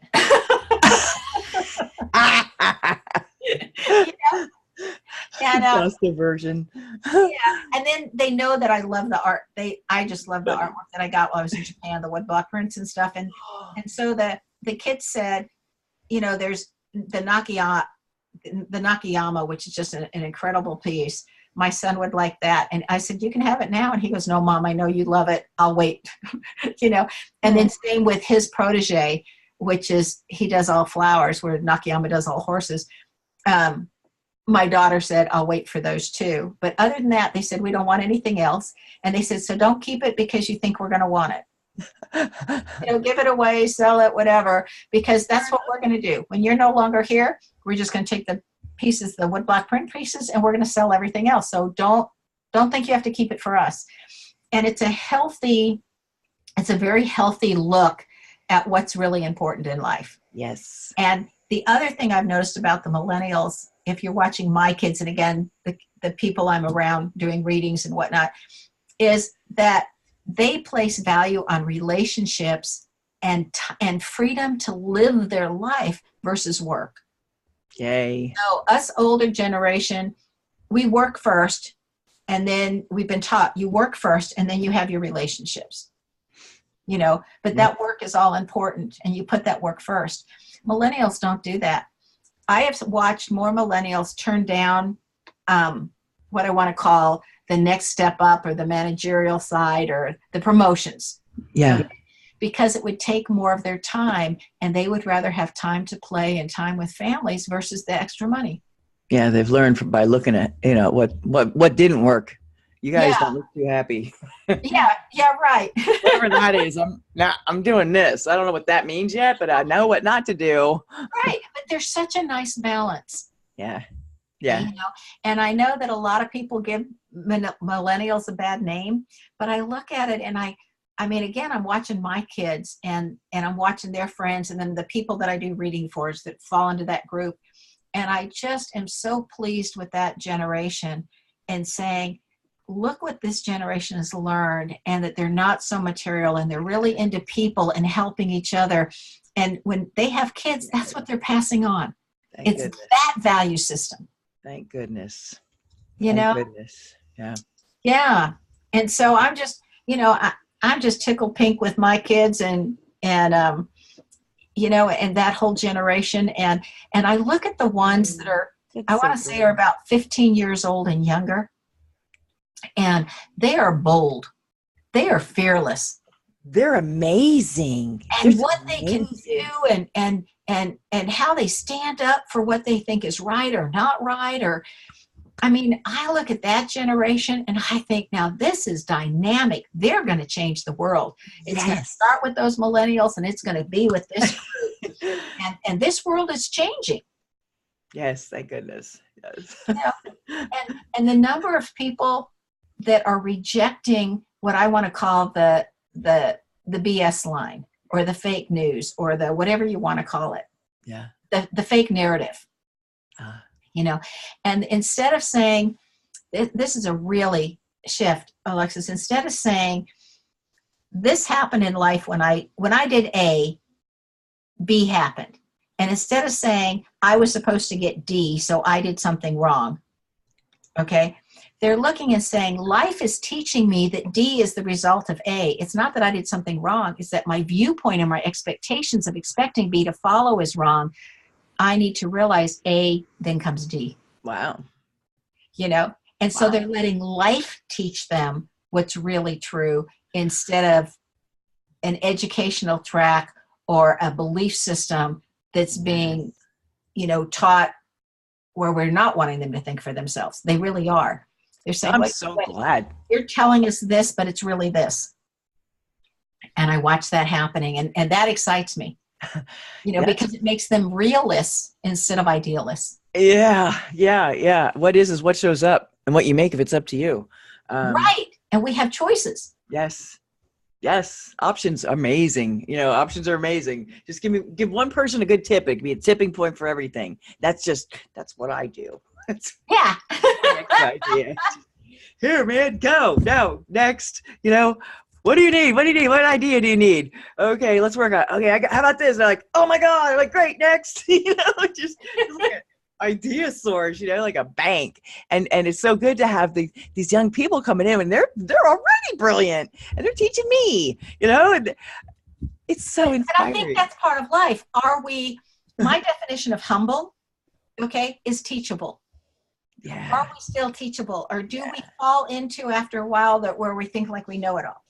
Or that, I don't need to listen anymore because I've already been there, done that, and got it. Oh, God, that's like the narcissists in the world, because of their defense system. They can't possibly take in that they're not the be all end all. And it's like, Well, but also so many people, what I see also that are not the narcissistic, because that shows up in a name too, by the way, and the sociopaths and all that shows up in a name. But what I also see in names is that so many people are trying to control everything around them because they're coming from fear, because they don't feel like anything's in their control. Yes. Okay. So then they try to control everything outward from them because they don't feel like they have control of who they are and who they want to be. And so they're coming from a basis of fear. And what I see when that happens is anybody who doesn't want to be controlled, which is becoming more and more people, they rebel. And so you see this war, type of thing between personalities and people, going their own way or leaving other people behind. And from the readings I've done this year, it's like every year to me gets a theme. It's like I see too many people doing very similar things for that particular year, or they're going through it, but in their own way. So every year gets a theme. And it appears that the theme of this year is either breakups or breakthroughs. I see long-term relationships that haven't been working for quite a while, or that there's an underpinning or something. Anyway, they're breaking up. And then I see breakthroughs in individual growth and who people are and what they want and what they're going to do and where they're going. I mean, real breakthroughs. It's like the aha light went off. And they're really doing something. So, I look at this year as the year of breakups and breakthroughs. I like it. And it sounds like you'd be very helpful in facilitating whichever one it is for that person. Well, I can give a lot of information. Yes. Well, that's a facilitation. I mean, there's value in that. If somebody could just tell me what the hell's going on. Oh, it's called Saturn return. It happens when 28 to 31 and 58 to 50. Really? That's what it is? Oh, okay. Thanks. And what is it that at age 36 that there's something else that's planetary that happens at age 36 that causes a lot of women to want a divorce because they want their freedom? I didn't know that. Yeah, there's some planetary thing that comes back around, just like the Saturn, whatever. And it's right around age 36. And what it does is women say, I followed the rules. I've been subjected. I've done what I'm supposed to do, but I'm not happy. It doesn't work for me like I was told it would. Yes. And I need my freedom. And then they're divorcing. Wow. And if I have my facts right, I'll put a question mark out there. But okay. But an example of that is Tom Cruise's first marriage was to a person older than he was, a woman that was older than he was. And when she turned 36, they got a divorce. And then he married Nicole Kidman, and they were about the same age. And when she got 36, or right in that age, they got a divorce. And then he married Katie Holmes, who was younger than him. And when she goes 36, they got a divorce. So I just look at that one and I go, if that's not the perfect example of that thing, whatever it is in astrology that my friends tell me about. That's and I look at that too. And maybe it hit me because the day before my 36th birthday, my divorce papers arrived in the mail.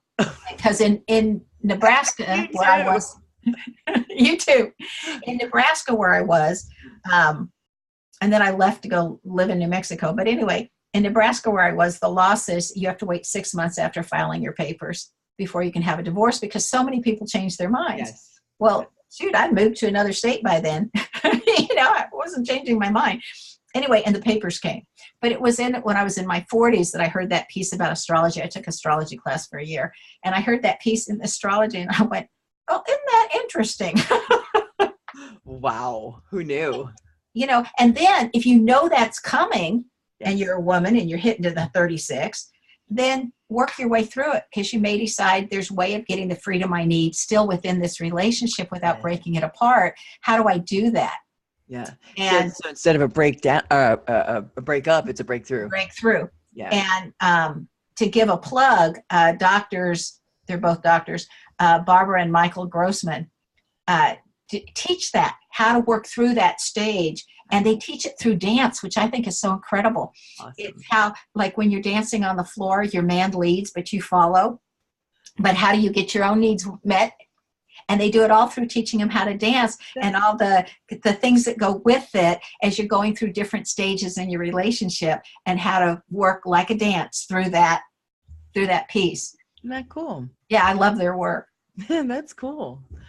Well, I love that you gave them a plug too. I'll have to put them in the show notes, because that's a very tactile and it's almost like, what is that, NLP that trains, when you're doing the snapping for a breakthrough or whatever, the Right.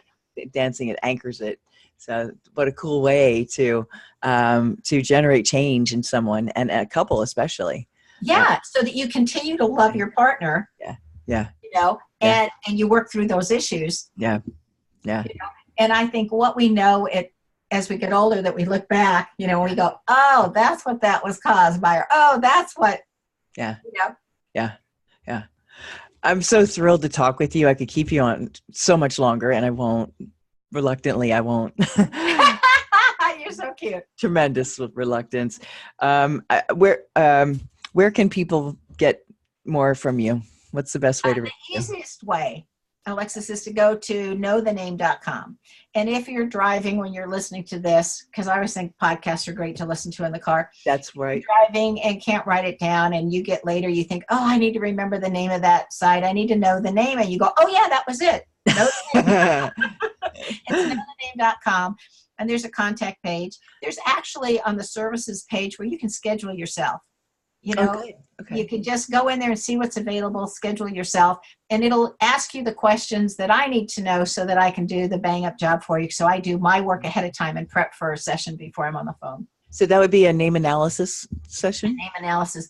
And in a half-hour reading, what I primarily do, unless I'm asked to do differently, a basic half-hour reading is I do 5 minutes on why you had the mom you had and what you benefited from having her, and why you had the dad you had, why you would pick it. And pick that person and the benefit you had from having that one. Even if you think you had no benefit from your parents, you'll come out realizing you had benefits. There's tremendous value in you doing those two things. Cut your parents some slack and get on with your life. Yeah. Well, I look at it, I mean, I jokingly say that I so appreciate what they taught me, just not how they went about it. Yeah. In so many cases. Yeah. Okay. Yeah. But that was me. That was my reaction to that. So, but anyway, I very much appreciate my parents and what they've taught me. So anyway, I do 5 minutes on each parent, and then it takes me 20 minutes to go through your arc, why you're here, what 7 lessons you came to learn, and how you came to learn it, and where the timing of those lessons are coming into your life. Because hopefully by whatever age you currently are, you're saying, check, check, check. Oh, that's what I'm doing now. Oh, this is what's coming next. And so, and the gifts that you gave yourself that are in your name, and able to solve those lessons. So we give you why you're here and how you're going about it, and give you really a lot of information. So that's a basic, a half hour. And then if you want an hour, there's so much information in a name. If you want an hour, then send me, what questions do you want answered? Because I'll find most of that in your name. What questions do you want answered? And do you have the important people in your lives that you want to improve your relationship with?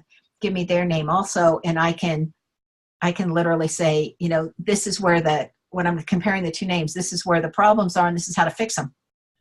Wow. And make it simple. And then if you get an hour and a half, I can just do more names or answer more questions. So what if a company had, I'm looking at, not personally, I'm giving you an example. Look at, they wanted to hire, they've got 3 final candidates they think. Can they hire you? Yeah, they can hire me to, even before they get to those 3, for me to say, don't waste your time interviewing these, just interview these. And this is what you want to know. And here's your gifts and talents for each one brings to the table. And questions you might want to ask, because you want to find out this about this one and that about that one. And you've got to ask them all the same questions legally. So let me give you the questions you need for each one so that you can ask them of all 3. Wow. I will literally say, here's your number 1 choice and here's your number 2. And I've done that for companies, and I was tested by one big company that was using me a lot, one large firm, tested. And he, after 4.5 months, this was his comment. He never gave me any feedback back. He didn't want to influence me. He never said anything. Just, here's the candidates' names. Here's the job description. Who do I want? That's what he'd say. And then he'd say, okay. And then we go to the next one. Never comment, never whatever. And I worked with him once a week. Okay. And he signed up for me for a 6-month contract to test me. And that was like 5 years ago, and I'm still working with them. Wow. Wonderful people. Wow. And anyway, they at the 4.5 month mark, he said to me, he says, okay, for 4.5 months, my team has read all the resumes, called all the references, interviewed the people, and then made a recommendation. Here's your number 1. Here's your number 2. And he says, in 15 to 20 minutes, you have been number 1 and number 2 right on for 4.5 months. Wow. He goes, but today, our number 1 and 2 is your number 2 and 1. Why? He goes, they're reversed. Why? And I said, well, they're very close, and I'm sure you'd be happy with either one. But this is what I used to make my determining factor, because they were so close. And he said, you know, you have been so accurate for 4.5 months, once a week, all the different jobs that we've given you and the people, and hit it right on the nose that we're going to go with you and not with ours, because what you're telling me, we would not find out for 6 months to a year after he was working with us. Wow. Wow. So I look at it as it's one more piece of input. It is not the determining factor. It's a piece of input to know your candidate at a different way than what's on paper and what somebody's going to tell you. Okay, I'm going to ask you this then. That's fantastic that you do that. And I'm also working on a project to help kids through informational interviews that I'm going to be conducting with Tom Fredrickson, but also like self-assessments and building, you know, your strength, not being a people pleaser. So you have the courage to actually do this thing that you're going to do, but you can't pick a college career if you've never had experience in something. So these are going to be like a day in the life of pick a career, you know, and all these interviews I'm going to do, which I love doing interviews. It's really fun. Yeah. Here's the question though. There's all sorts of types, you know, like you can type yourself. You can do what color's my parachute? You can do whatever. I mean, you can do right. Myers-Briggs, the brick, there's all of them out there. Yeah. The Enneagram, the whatnot. Yeah. They are all out there, and it is helpful in a way, but is it really the determiner? When you're doing any of those, any of the ones that are out there, you know, that is a self-assessment tool. That is subjective. Yes. This is objective because it's sitting there in the letters, whether you like it or not.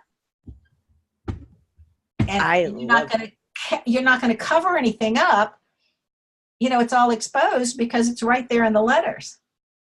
And It's not, of course, it's like if I'm taking one of those tests, I look at it when they ask me a question, I think, oh, if I go, this is the answer that they're going to want, or this is the preferred answer, even if it's not my true answer, whatever, you know, you can say, I don't want to be known for that, so I'm going to say this. You know, you can manipulate it. Sure. It's very subjective. And namology science is very objective. I love that. And I don't have to talk to the person. I don't have to meet the person. I just need the name. Wow. So I can learn that in 15 hours. 15 hours. And I have a kit. So people who don't want to travel and have that expense, it's 6 discs of 2.5 hours each. And it comes with a kit. So you have all the supplies because I teach kinesthetically.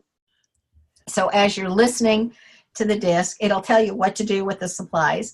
And at the end of 15 hours, you've got it. And the last 3 hours, I'm teaching you things that are not in any of the books, like how to tell if that's a good address. Like I have one of the radio hosts that I've been on this person's show quite a few times. She's in the process of moving from the East Coast to the middle of the country. And she wanted to first move north of her. And she called me. She says, I love this address. I love this whatever. You know, I love this place. And I said, something's wrong with that house. It's not in the address. Something's wrong with that house. I wouldn't move there. So I said, go up on this particular day. And I said, and look at it. It'll be exposed on this day. And so she had people go in and look and, oh yeah. And she said, oh my God, how can you tell that? You're not even here. And I said, it's in the numbers. It's in the address. It's in the name of the street. It's in the name of the city. I said, it's not good. So anyway, in her new place where she was looking, she sent me these addresses and she goes, what do you think of these 4 addresses? And I told her, I said, oh, this one is fabulous. Get that one. And she goes, oh, we haven't seen that one yet. But I told her, I said, you don't want this one because of this, and you don't want that one because of that. I said, this one is fabulous, though. Get that one. But anyway, she walked in and she goes, oh, my God, it meets all my needs. How can you tell that when I'm in the middle of the country and you're over there in the mountains? Yeah. And I said, you learn how to do that when you take the course. That's one of the 3 bonuses I teach how to do that's in the names. Wow. Wow. Yeah. Wow. Gee, you just get cooler by the minute.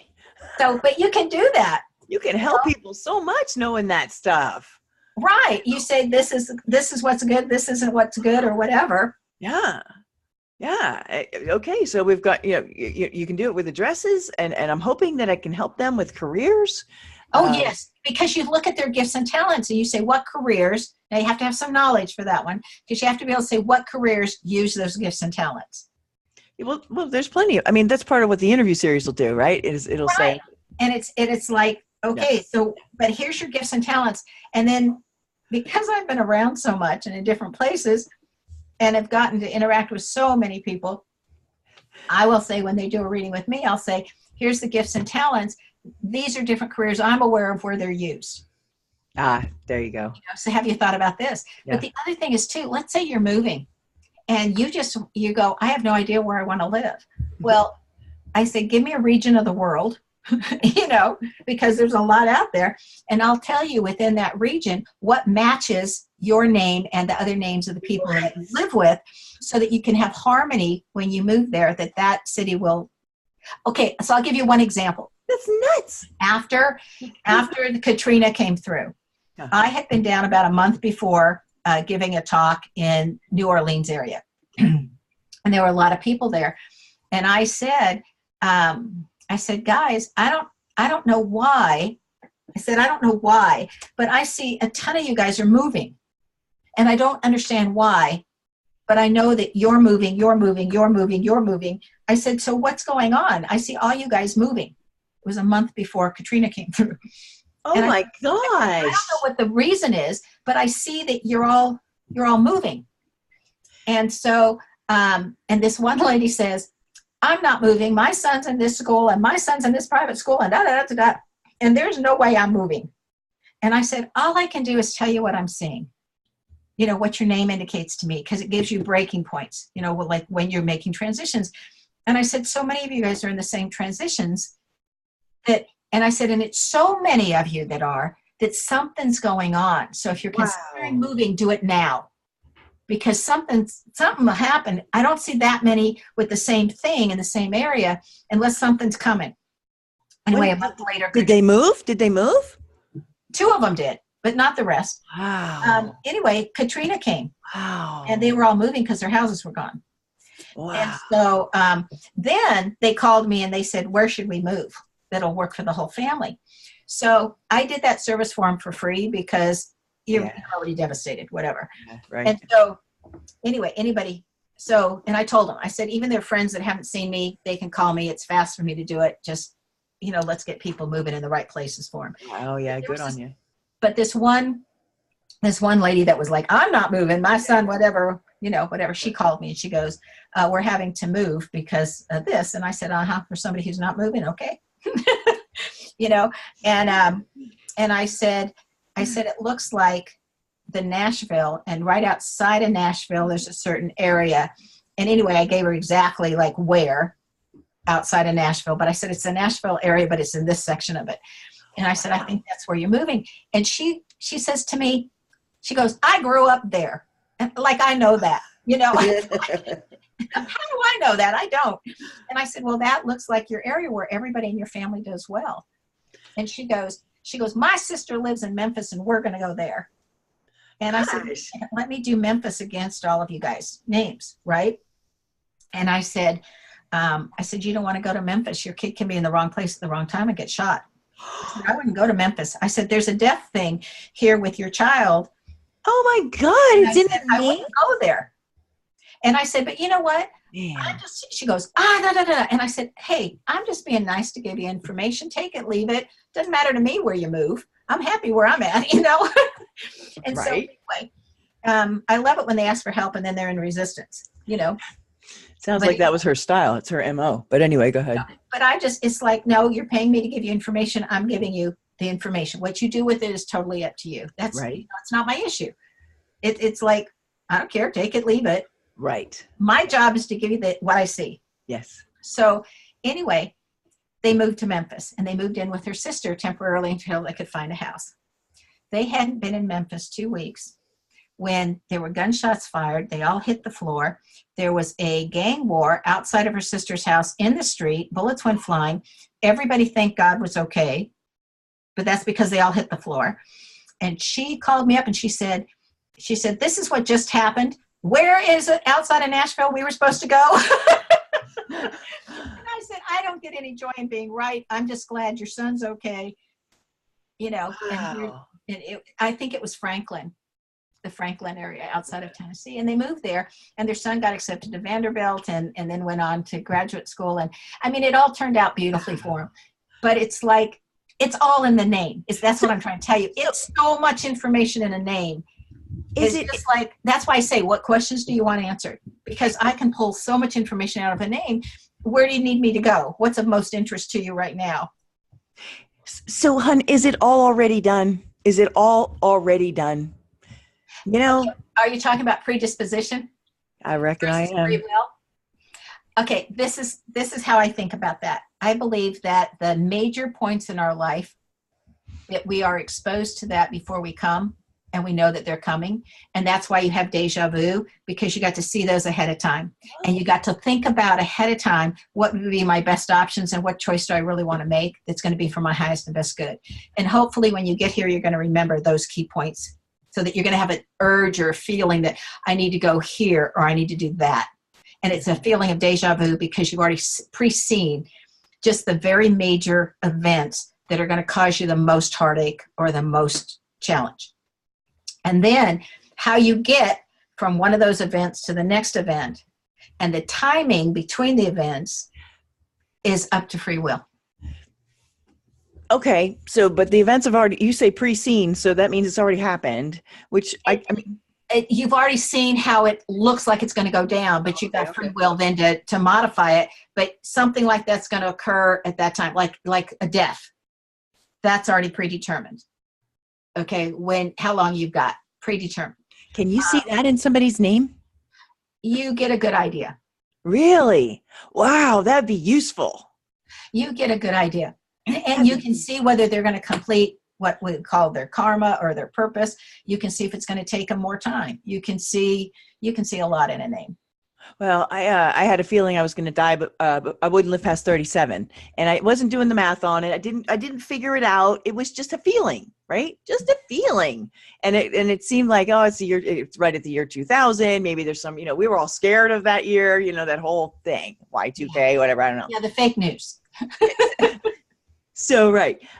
So obviously I made it. I'm still fogging a mirror a couple of years later. And I asked a psychic about it. And because that runs in my family, my mom's. See, I would think if I could figure it out, that could have been the age that you passed away in your last life.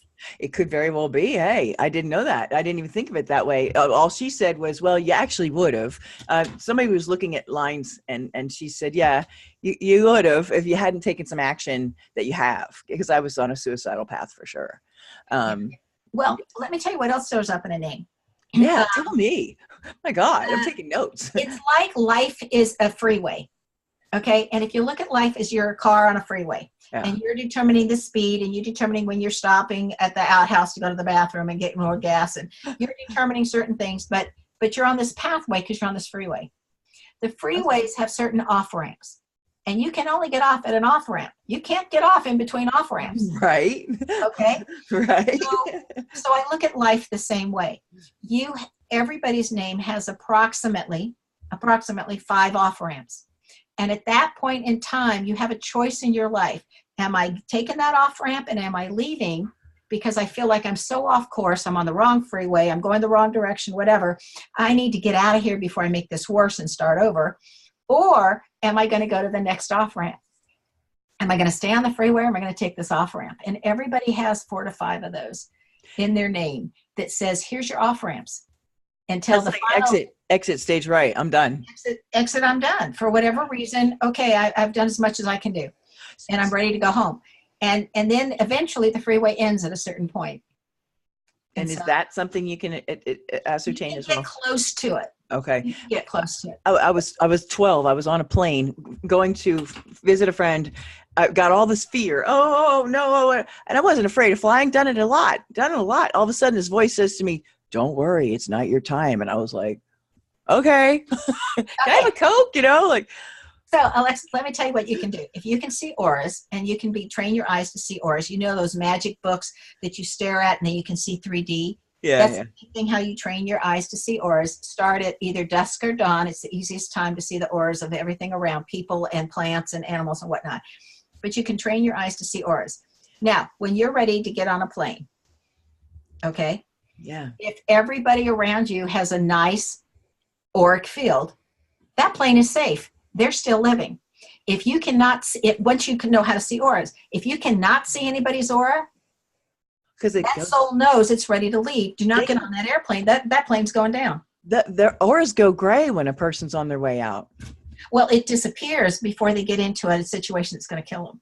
Oh my God. So they have no auric field. And when all the passengers sitting around have no auric field and they're getting on that plane, you know that plane's going down. Do not get on that plane. Wow. Wow. That's Here's another thing for you. If you can see auric fields, wow. auric fields are round. Okay, they're round as they go around the body and around the head. So if you can see the auric field and it's round, if you're going to have sex with that person, then you're not going to get a disease or whatever. But if that auric field goes pointed, it means that person's now contagious. Do not have sex with them when they have that pointed auric field because you'll catch it. Wow. So That's vital news you can use. Yeah, you can, but you can teach people how to do auric fields or how to see them. Wow. Yeah, I tried that for a while. Huh? I tried to do that and it was like, I can't get it. I don't know. Oh, it's easy. It is so easy. Wow, that's really useful. Yeah. And so anyway, if you know different things like that, then you can use that and say, I'm getting on this plane. I'm not getting on that one or whatever. Yeah. Yeah. Well, also, you said that angels have jumped in and helped you. I drowned in the ocean and it was closed. It was closed. The beach was closed. There was a hurricane out over Cuba and 3 tumble waves and I saw the tunnel and I was out and it was great, by the way. It was great. It's home. It's really great. It's hard to come back here. But somebody pulled me up and it just really, then they disappeared. They walked down the beach and they disappeared. Because it wasn't time.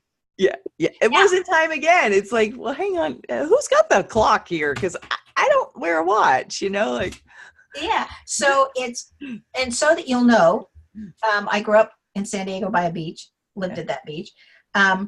If you get tumbled in waves, okay, you learn the sailor's trick. Okay, my dad taught me this one. You get tumbled, you don't know which way is up and you're going to run out of breath. You have no idea because you've tumbled which way is up to get to the air, right? But if you blow bubbles and you open your eyes, bubbles always go to the surface and then you just follow the bubbles up. That would have made perfect sense, except it was a hurricane and waves were going over the pier and there was no water, until the wave came. It pulled it and then slam. Pull and slam. And it's just like, there's no way to make this white water have bubbles that aren't, That is a wise trick. And it makes a lot of sense to help somebody else out of that. Yeah. Yeah. Yeah. I don't know. Because, when my son was 2 weeks old, we decided that having children was not going to stop us. And we went camping all the time. We camped all through Europe. And anyway, we were at Padre Island. And a big storm like that was coming in and we were camping. We hadn't watched the weather. We didn't know.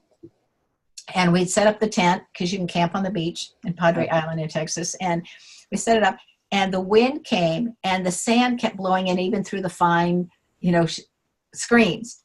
And I had to keep unburying our son, right? Until finally I just said, the tent's falling in and the whatnot, I'm going to the car. And then we had to turn the car so it was facing the other way so that the wind wouldn't hit it sideways or broadways, whatever. Wow. We had a Volkswagen camper van. Oh, how cool. Okay. So anyway, we ended up in the van and put the tent in later. But anyway, I thought that was my lesson on you need to watch the weather before you go someplace. Yeah. I mean, And those are scary. I mean, I'm glad we weren't in the water, but just the amount of sand that was being blown around. I mean, it's buried and we had a foot of sand in the tent. Wow. It was a huge storm and it was like, wow. From then on out, I said, once we have kids, I said, we got to be more careful. Yeah. You and I, who cares? But with the kids, we've got to be more careful. Yeah. With my mom being yours is a science. I told you my mom's a medium and there's no way that she can do any kind of close reading to anybody close to, her family. You can't read for the family. Right. Just like, if you're a psychic, you don't see for yourself. Right. So how does it work for you in your relatives and your kids and stuff? It's names. It's a process. It's not like being a psychic. It's not like whatever. Right. It's just like too, I always remind everybody when they're on the phone with me for a reading that that if you're getting a psychic reading, you never want to interject or say anything because you're stopping that person's flow. And if you want to get the whole message, you need to be quiet until they say they're ready for your questions.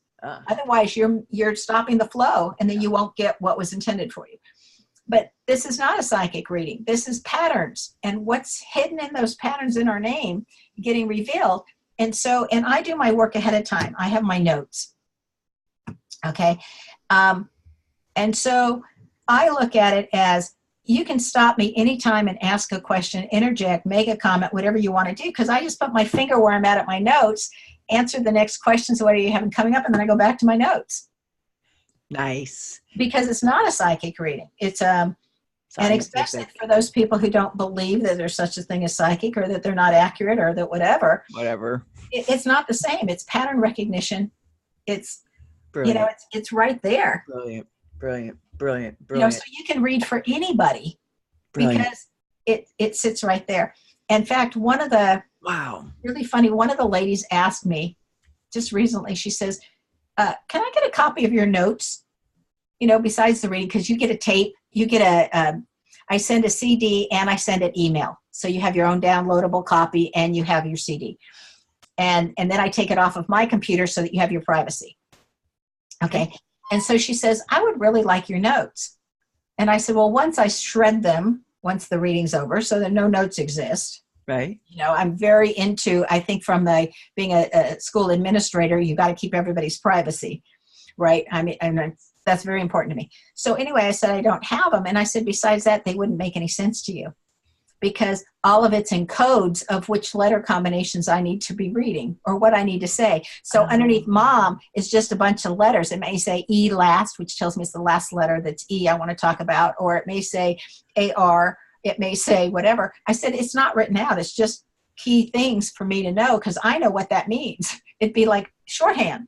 Yes. And I say, it's not going to mean a thing to you. It's not going to help you. Yeah, that's cool. But it's fun, and the process I use, like to figure out the years, what your focus is where. That is also a bonus I give when you take the class of level 1 that's not in any of the books, is the timing. How do I do the timing? Okay. All right. Well, I'm in. I'm hooked. I am. Knowthename.com. Is that it? Knowthename.com. And then you go to the services page. Man, you guys need to jump up on this. Hey, this is awesome. Talk about I have a website called My 2020 Edge, and I haven't put anything on it yet, but I thought it would be a great resource, a place for people that really do, 2020 is the year that's coming, but it's also visual, Yes. 2020 vision. And I thought that it would just be a great place to put people like you and resources like you, so that they really can. You're first. I'm putting you up there. If you have an affiliate link, send it to me. We're going to work this out off the air. Okay. I mean it. Yeah. I just think names are so remarkable.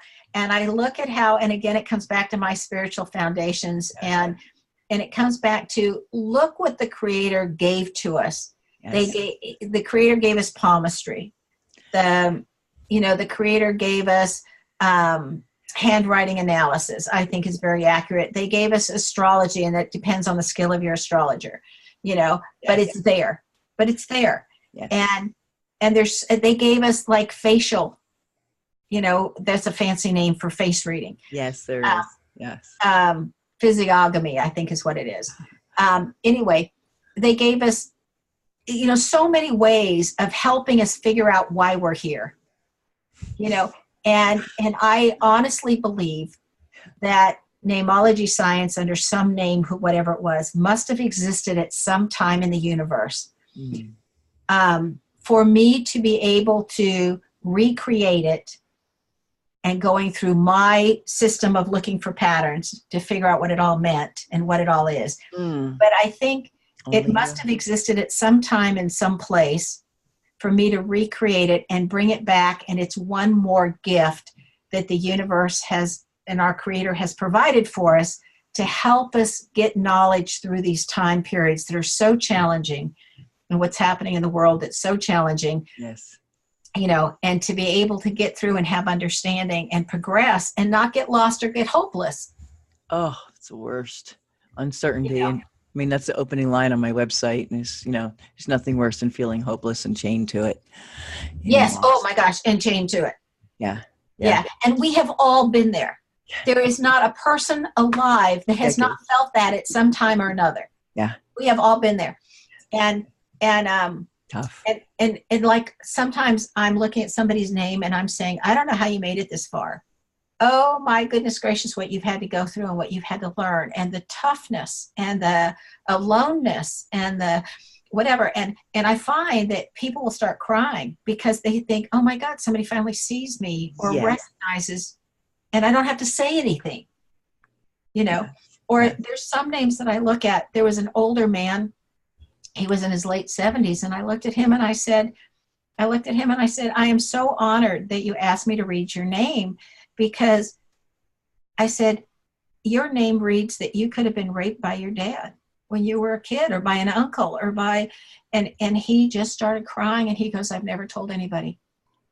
And I said, you've had to carry that this whole time instead of releasing it and letting it go. And you keep the memory, but you lose the tragedy of it, and everything. And I just looked at it and I said, and then look what you've done here and here. And I said, you have just put on a brave face for this very tragic life and circumstances that you've been exposed with. And if you believe in reincarnation, we know it all washes out in the end. It's all balanced at the end, and there's reasons for things, and there's no judgment involved. I just look at what's in front of me and the man, and here I'm thinking, you're almost 80 and you're still carrying this. Oh my goodness. You never shared it. Man. And just the release of the tears. Yeah. And I look at some names and I think, I don't know how you do it. And then I look at other names and I think, why do you need to rape? That shows up. You're a rapist. Why do you need to do that? And I've literally said to people, the best gift I can give you is to let you know that if you keep up taking advantage of other people's physicality, I don't ever call it rape, taking advantage of other people's physicality, you're going to end up in jail, because that's here too. Wow. And it's like all of that shows up in a name. Wow. That's a hell of a read. And it's in my book if you read between the lines, but in my classes, I come right out and I say, here it is, guys, because if you're reading for somebody, you need to be able to call it exactly like it is. Yeah, you do. You're not doing anybody a favor by not. Exactly. You're not. And if you can present it in a way where there's no judgment, it's just like, here it is. This is what your name says. Now, why would you choose that? This is what your name says you came to learn. Isn't there another option that's a lot safer, that doesn't get you against the law, that doesn't violate another person? Yeah. How can you learn or get that need met in a productive way? Yeah. And you can't do that unless you stop judging. That's true. Yeah. How do you get that need met? So, just the fact that you call it out, that you see it. I've worked as a confidant, and it's only because people they come and they just, here's it. I've never told anybody this. Let me tell you that. I was like, okay, you're still okay. You're still okay. Like, like that's telling me, Yeah. Okay. All right. I'm okay with that. Just the fact that you would see someone that thought they weren't being seen that way or whatever. And then it'd be like, oh my gosh, oh my gosh, and it's life changing. That moment that you have with that person when you are that freaking real and you're willing to say, hey, you got to stop doing that, or you're going to, I don't tell them to stop. I know you don't, but it's not, I think it's really important. I put it wrong. I'm sorry. It's not my job to tell anybody what to do. I'm sorry. I said it wrong. You've got to realize what's going to happen with you doing this. Yeah, but this is what could happen. This is what it looks like will happen. And here's other alternatives to get that need met. Perfect. It's like, you still have that need. How do we get it met in a way that doesn't violate somebody else? Yeah. Yeah, I had a reading from Jeffrey Green. He was an amazing, and I didn't know how big he was as an astrologer, an intuitive astrologer. Jeffrey Green was amazing, and my physical therapist. I was in an accident, minor accident, that led to this whole thing. I know now why that stupid little fender bender happened. It was so I could end up with Jeffrey Green. And my physical therapist said, ask him why it is. It's your neck that's hurt, but you cry every time I massage your butt. I said, yeah, I do. I cry and I don't know why. And it doesn't hurt. I just cry. And so I'm embarrassed, and I'm like, well, Jeffrey, here's one of my questions. And he said, in a not too distant lifetime ago, your bottom was destroyed and you died that way in a powerless kind of feeling. You were powerless, and your cells remember that. And you came in this lifetime in part to rebalance that loss of power. Next question. And I was like, hang on. Our power is stored in our butt. What do I do with that? How do I know you can release it? Did you realize that you stopped crying when the massaging then took place? I have.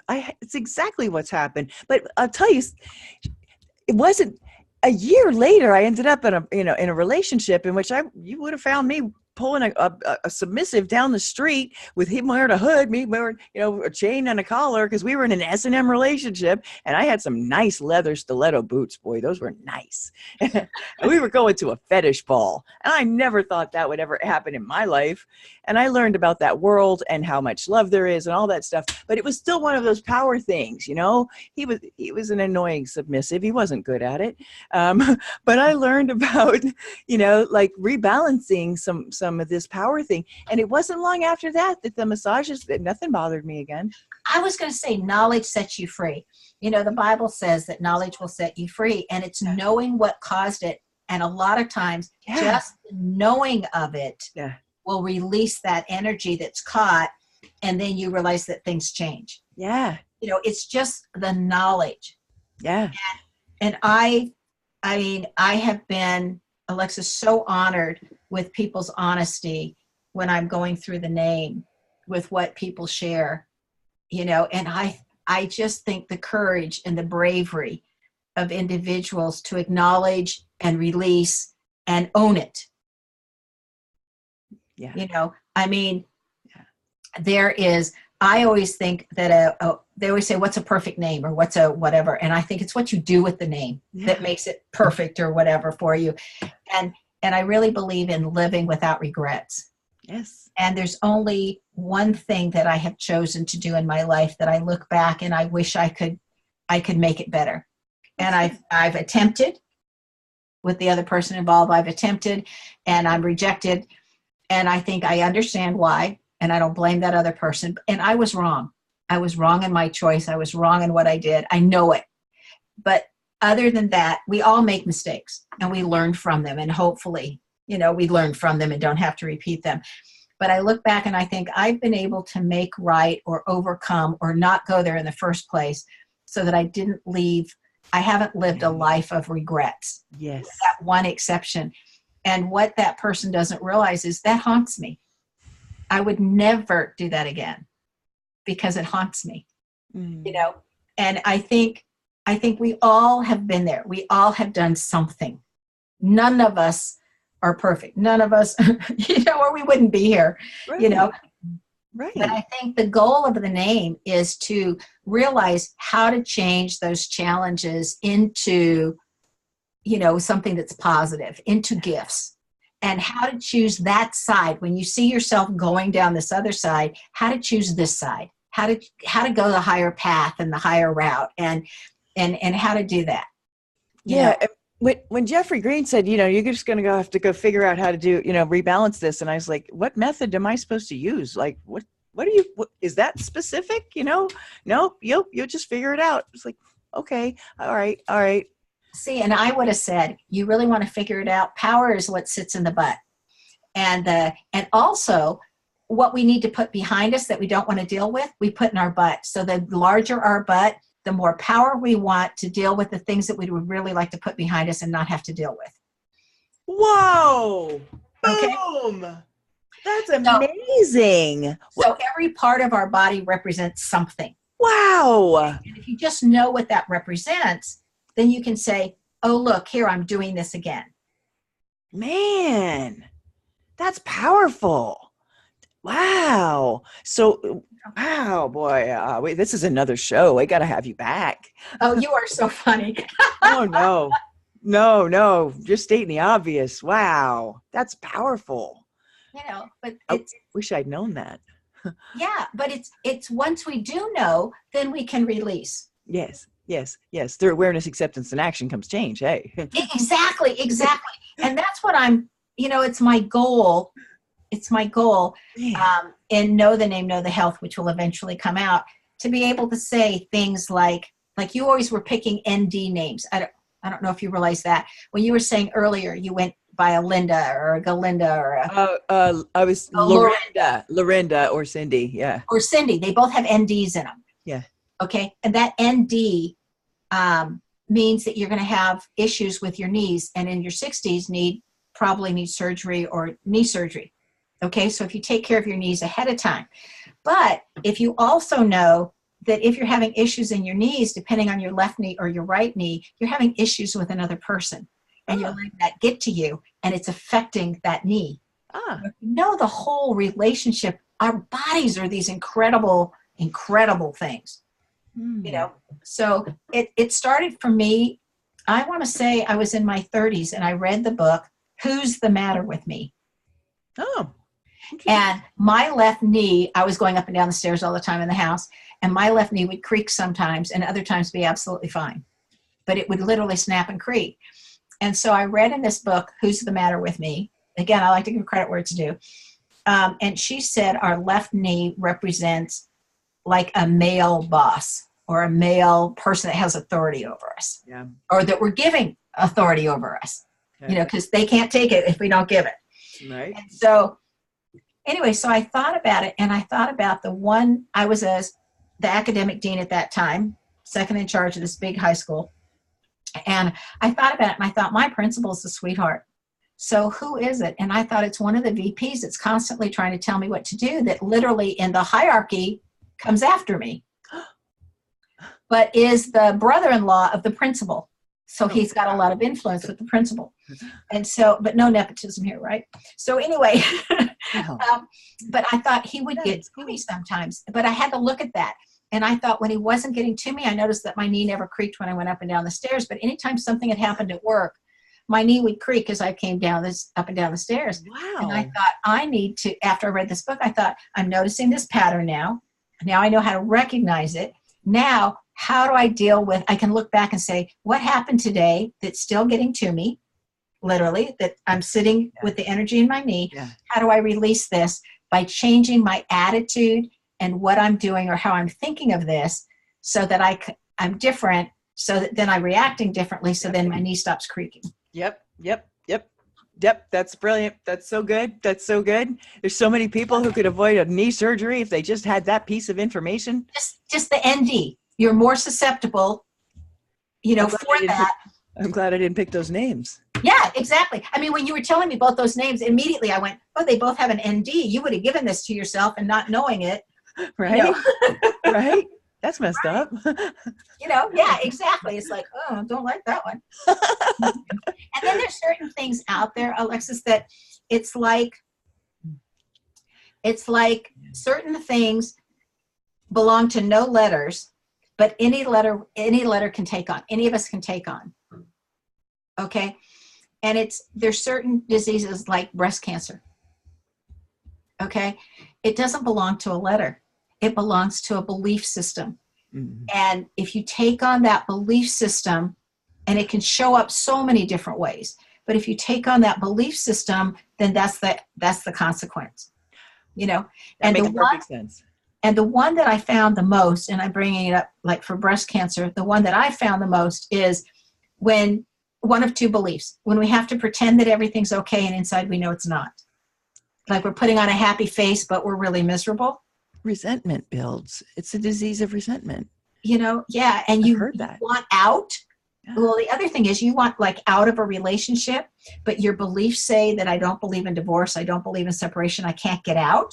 That's my And so it gives you a way of getting out. Yep, sure did. Yep, I saw it. Yep. And that having to, when somebody says, how are you? Instead of saying, I'm miserable and how are you? You know, and being honest about it. And so the other person goes, what? And you just go, hey, I don't want to discuss it, but you asked how I was. I'm being honest. So in other words, you're coming across as honest, but we don't do that. We say, oh, I'm fine, or it's all good.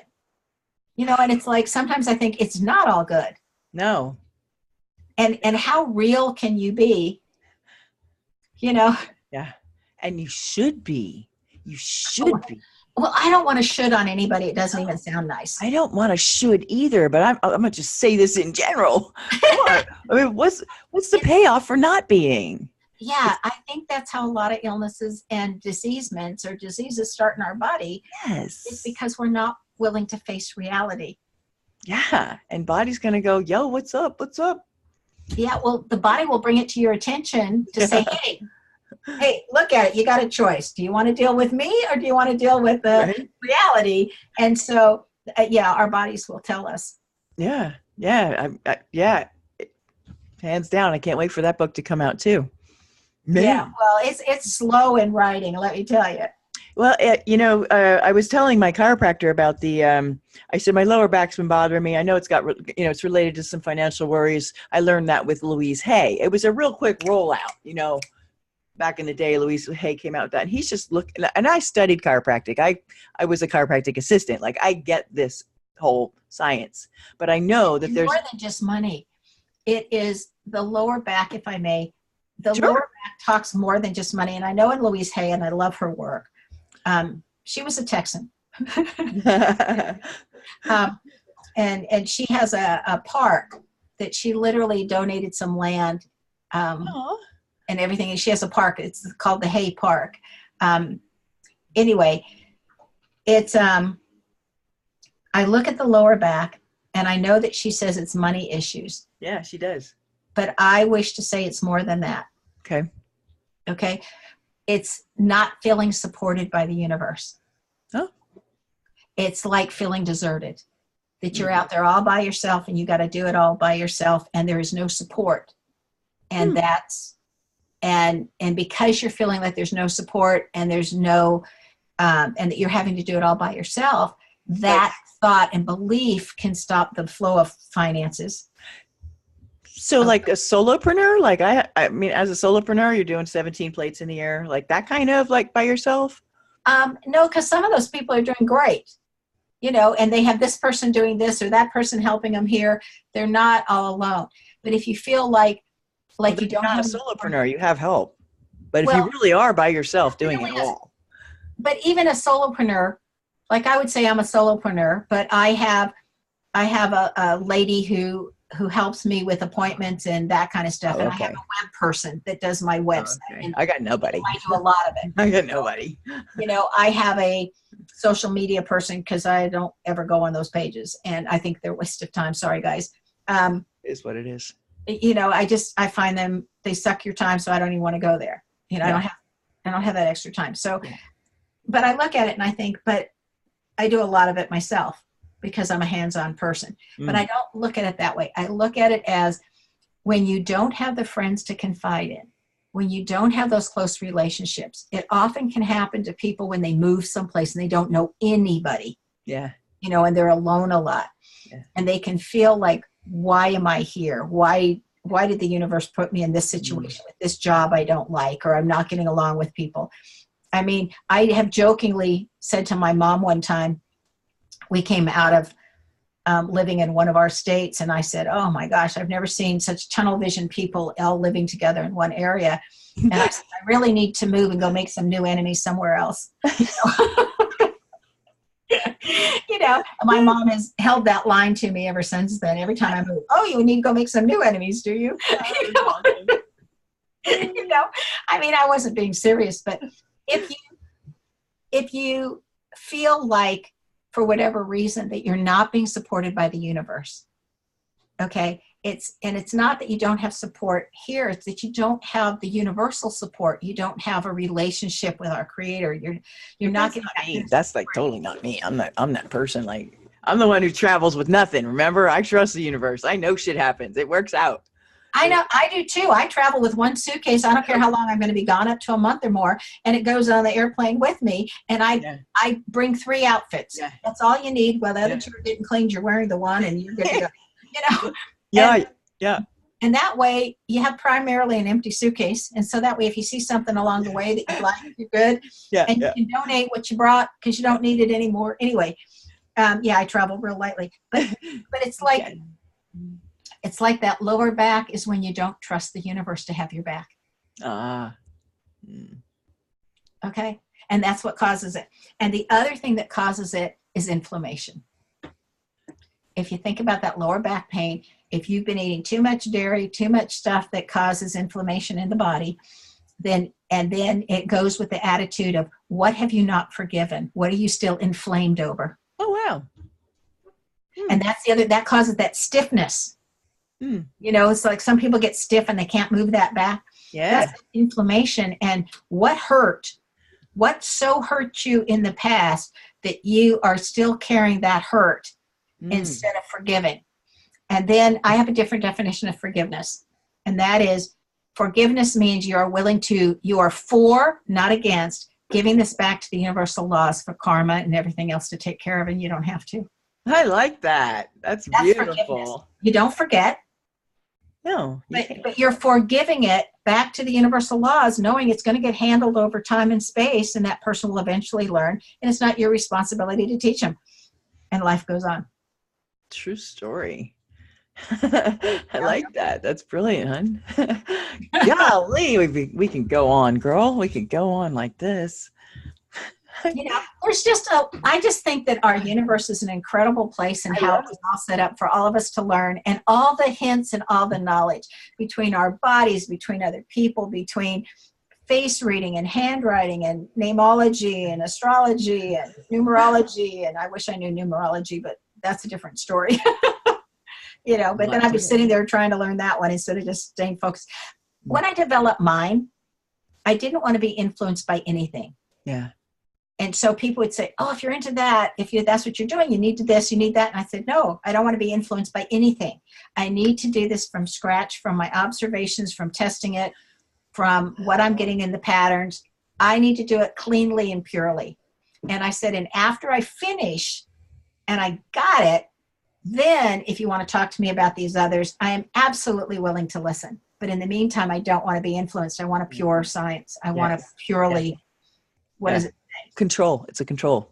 You have it when you do an experiment. You have a control that stays just untouched. Yeah.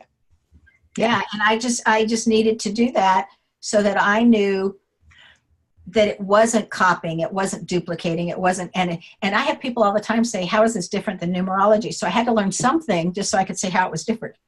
And so the first thing I say is, no numbers are involved. Numerology is all about numbers, and the 6 different numbers that you get out of your name and your birthday, 3 from your name, 3 from your birthday. In this system, there are no numbers involved. And I said, so when you meet somebody and you hear somebody's name, you're off and running. You do not need a paper and a pencil. You do not need to know their birthday. You do not need to know their place of birth. You don't need to know anything. And the more of their name you know, the more information you know. How often do you do your classes, Sharon? I do them publicly twice a year.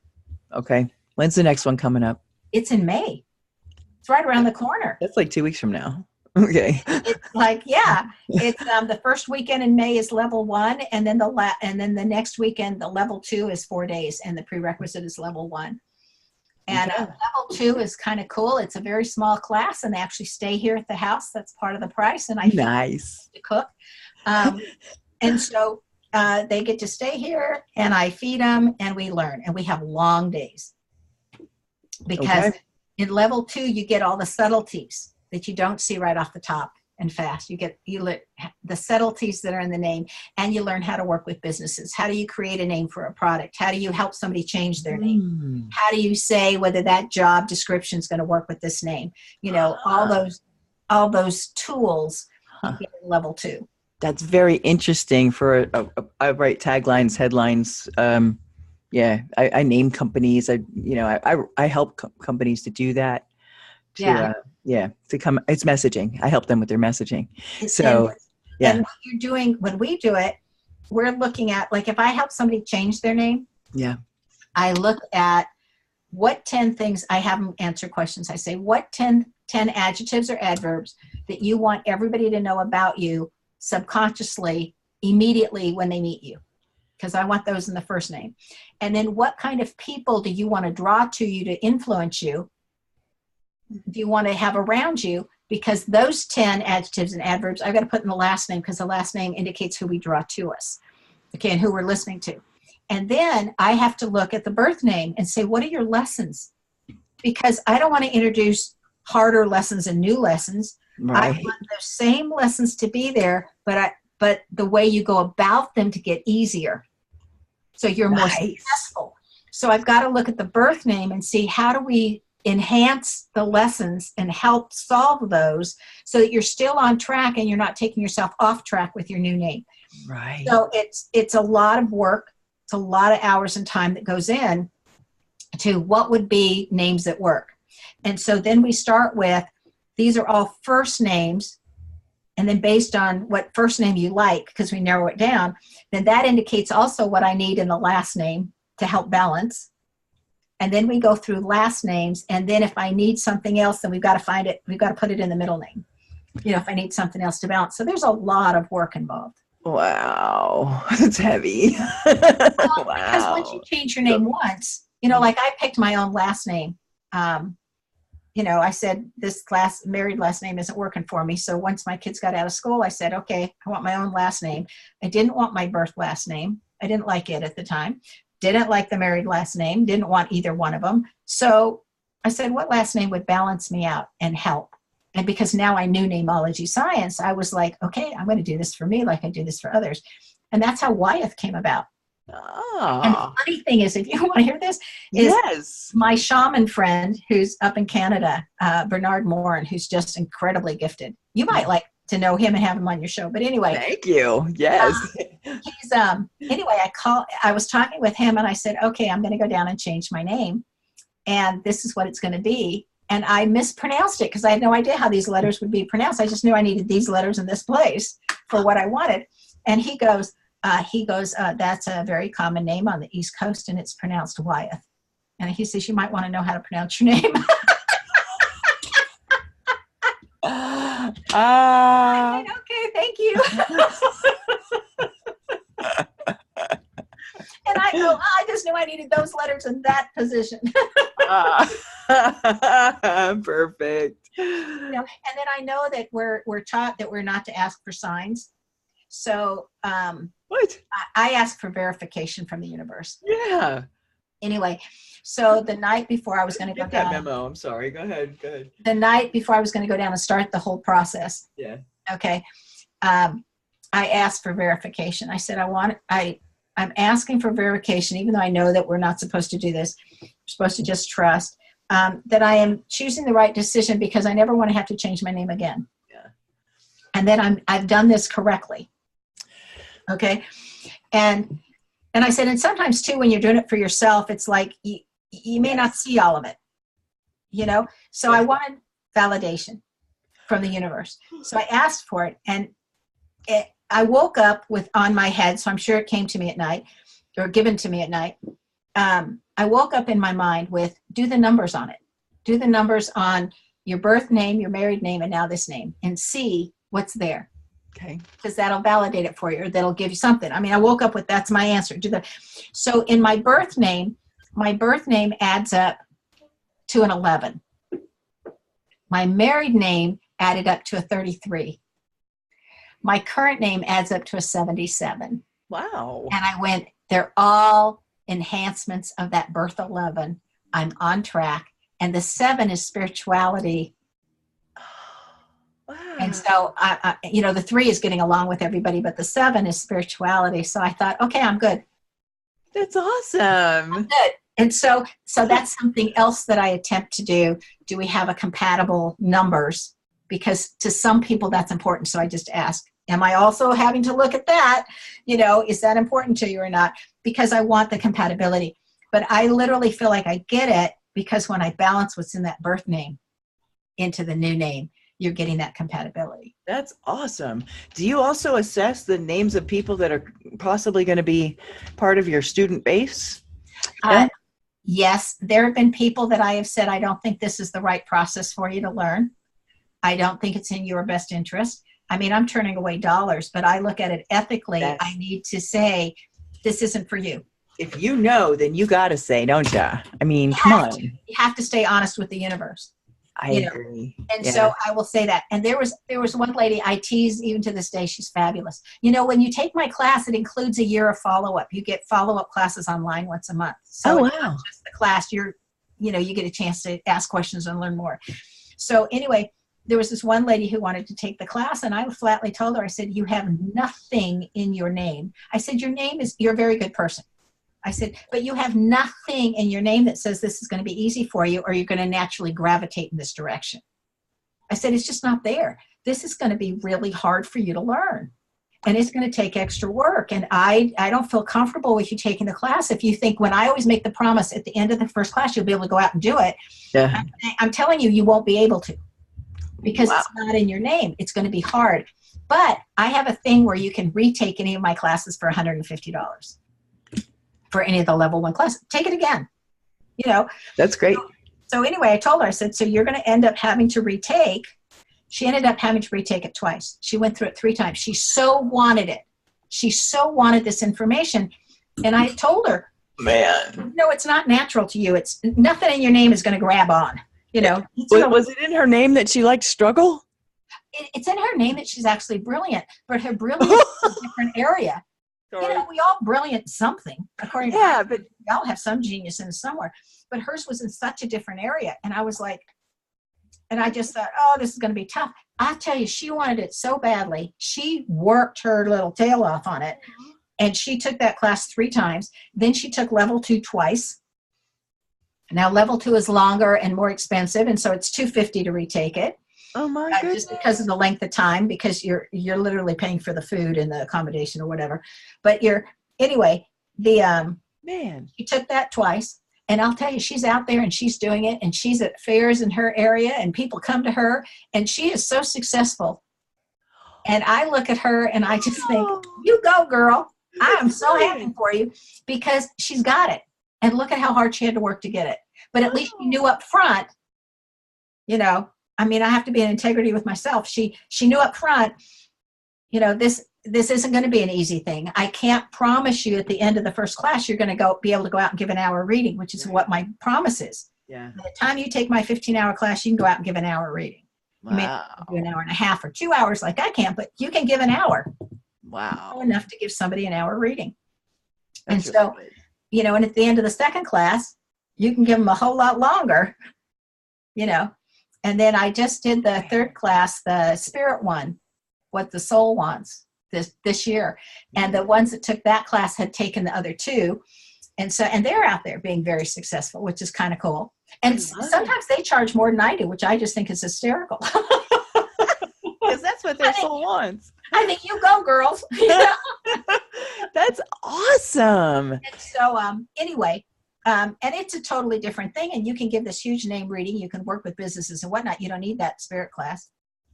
And so, but yeah, I will turn people around that are psychopaths or that are narcissists and whatnot. I don't let them into class. Other challenges I look at and I think, okay, I know how to deal with this challenge or that challenge we can deal with. And maybe knowing it will help you over that own piece. But anyway, I've only let one person come into class that afterwards I looked at that combination and I thought, God, that's a tough combination for me to handle.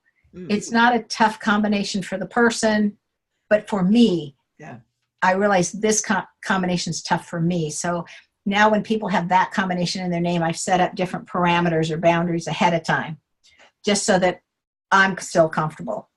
Yeah, well, that's just smart. Yeah. I'm glad we had that bit of conversation for anybody who's been as enthralled as I have, or even have in this conversation, and is thinking maybe, for the future. I mean, this is a career choice to learn this that serves on such a big level, and you don't have to have a big brick and mortar situation at all. You could really just travel around, whatever, people, even if you have difficulty with, the concept at first, if you're called or drawn to this, please get in touch with Sharon. Please. Yeah, What all a you need is service. a telephone and a computer. Exactly. That is so good. All right. I'll be in touch with you. And if you don't like to travel, like I said, you can get the kit. And this is another thing we do, Alexis, just because Yes. once you invest in our program, I am literally invested in your success. That's how I look at it. I take a personal interest. And so at the end of every disc, there's 6 discs, each one's 2.5 hours. And at the end of every disc, you're allowed to call in with any questions you have, and I'll answer them. Now, I ask that person does not ask questions that were not covered on that disc, because that could be covered on one of the following discs. Right. But I don't want you going to the next disc without having that opportunity to ask questions, because we recorded a class, and had you been in person, you would have been able to ask questions. So after that 2.5 hours of listening and doing what I've asked you to do, I want you to be able to ask your questions. And you can call in and get your answers, and then you go to the next disc. Awesome. And then you immediately join us on our monthly seminars that we do. Because people that have taken level 1 and 2 are on that seminar. So if you're a level 1 student, you're already learning more just from the questions that level 2 people are asking. Yeah, there you go. That's what masterminds are all about, man. And that just comes with the whole program. That's awesome. That's so awesome. And now soon your book's going to be in Spanish. Yeah, it should be the end of May is our goal. And if we don't hit the goal, we'll hit really close to it. But that we're on target so far. The book has been translated. It's being corrected by its 3rd editor. Wow. I corrected it the first time through from the person I paid to translate, and I found errors, and I went, this is with my Spanish. My first book's like that. And so anyway, so she's worked really hard with it. She's a native speaker. Good. From Spain, lovely lady. And anyway, so now it's going to go to somebody who's bilingual and has been a teacher and a counselor and then a principal. Oh, perfect. And I know that I know because of the education system, and she's going to look at it and see if she finds any errors in it. And then the only translations left to be done is on the book cover and that, the beginning material. Wow. And that stuff. But the book itself is translated.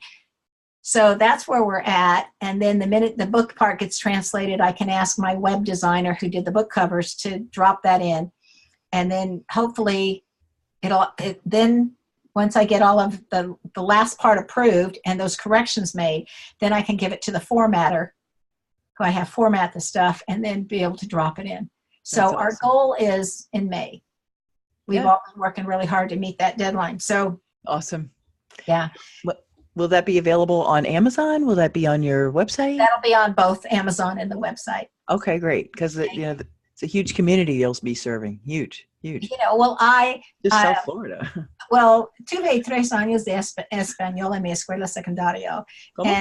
Pero fue 40 y más años en el pasado. Entonces me se olvidó mucho, but I love the language. So El domido mucho. I've forgotten a lot. It's not funny how we forget that. Because it was funny because when I was down in Peru, there was no English spoken, and I hadn't used Spanish in quite a while, and it was like, oh my. And we were in one situation where I was trying to convey what I wanted to convey, and I didn't have the words. I couldn't even think of that vocabulary. I was like, oh my gosh, let alone the right tense. And all of a sudden the person I was with said, this is so important. It's okay. I'll speak English with you. And I thought, you're perfect in English and you're making me struggle in Spanish. Oh no. I kind of laugh, but I love the Spanish language. It flows. It's gentle on the ears. Yeah. I remember coming out, I said I took 3 years in high school, and my teacher was incredible. He spoke 8 languages, and he designed the language learning programs for the Peace Corps. where you could learn a language quick. Whatever. Anyway, he was fabulous. From day one, we only heard Spanish in class. Only the last 2 minutes of class did we hear English. You know, and he was so funny. He would draw pictures on the board, you know, and then he like the very first day of class, I mean, he just shocked all of us. He'd say, me llamo es Señor Del. ¿Cómo te llamas? ¿Cómo te llamas? And then he'd tap on your desk and say, dice, me llamo es Sharon.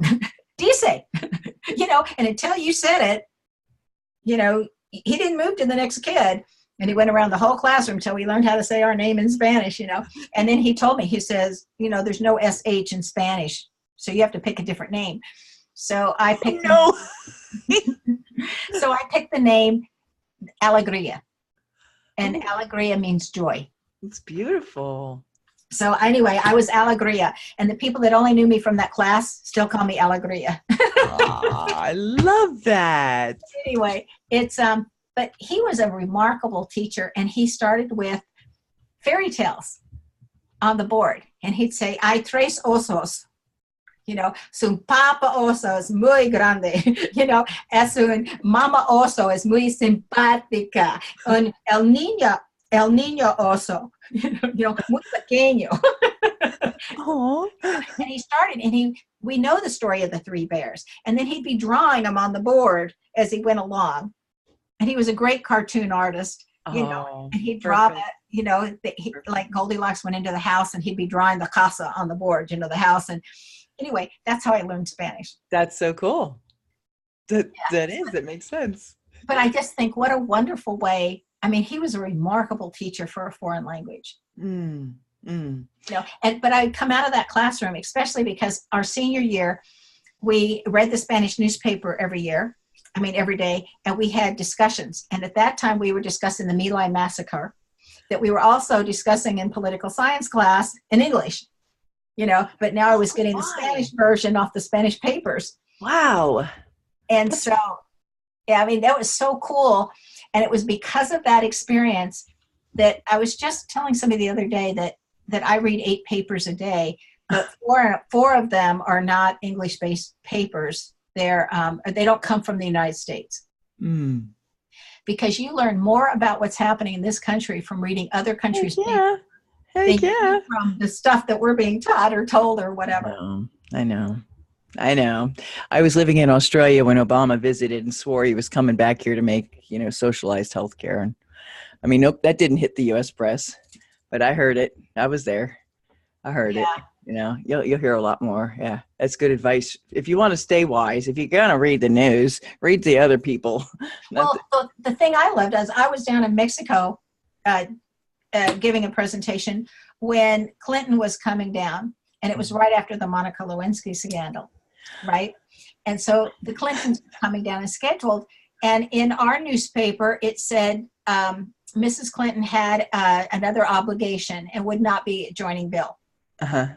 Because she had another obligation, a previous obligation. Well, she wouldn't have ever had that appointment to come down had she really had a previous obligation. Right. But, you know, people don't think that way. So anyway, I'm down in Mexico and I'm reading the Mexican paper.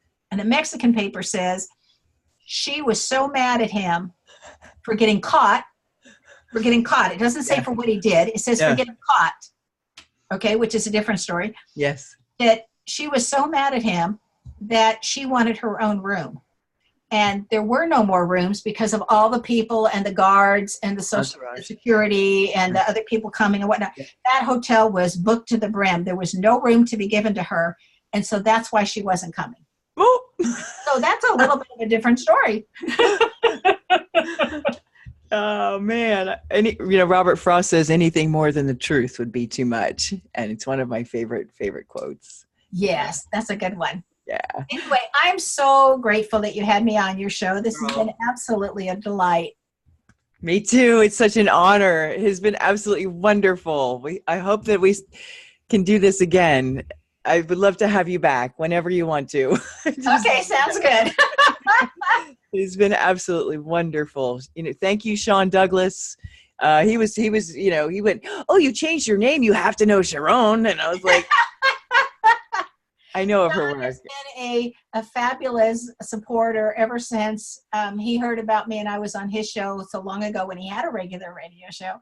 Yes, yes, yes, yes, yes. He's all about you. He mentions you all the time. So Yeah, he is such a kind heart. yes, he is. He's Good a good person. man. Yeah, yeah, yeah. So thank you, Sean. Thank you, Sharon. Thank you. It's been absolutely an honor and a pleasure. And my My face starts from pleasure. smiling. Thank you. All right, guys, be sure to visit Sharon's website at knowthename.com. This is now April 2019. There is time to get in her class, which starts in the first weekend of May of 2019. If not, set your sights on the one that happens probably 6 months later, is it? I think the next one's in November. In But you November. don't have to wait. You can get the kit. You can go through it and call in. You don't Right. have the travel expenses. You know, guys, if you have been listening this long, God bless you, and there's a reason for it, and maybe you've been called to do something different with your life that serves, and you haven't known what that is. Stay focused on the what. The how will make itself known. This might very well be the how you've been looking for. So please follow that. Please follow the inner nudges. They'll lead you to the right places every single time. And you couldn't find a better place to land than this woman, Sharon Wyeth's living room or world. Oh my gosh, what a blessing you are. Thank you. Oh, bless you. Thank you. Thank you. Thank you. Thank you for listening to Bold Movers and Shakers. I hope you've enjoyed the video version. If you haven't, go on to YouTube and check us out because we're laughing and giggling and having a good old time. And I'd love for you to join us. Otherwise, you can catch the show on Spotify, Google Podcasts, Pocket Casts, and 3 others that I never remember when I try to. Have a great rest of your day, guys. This is Alexis Ray signing off with Sharon Lynn Wyeth. Have a wonderful day, guys. Many blessings. There you go. Great show. Oh my goodness. Yeah.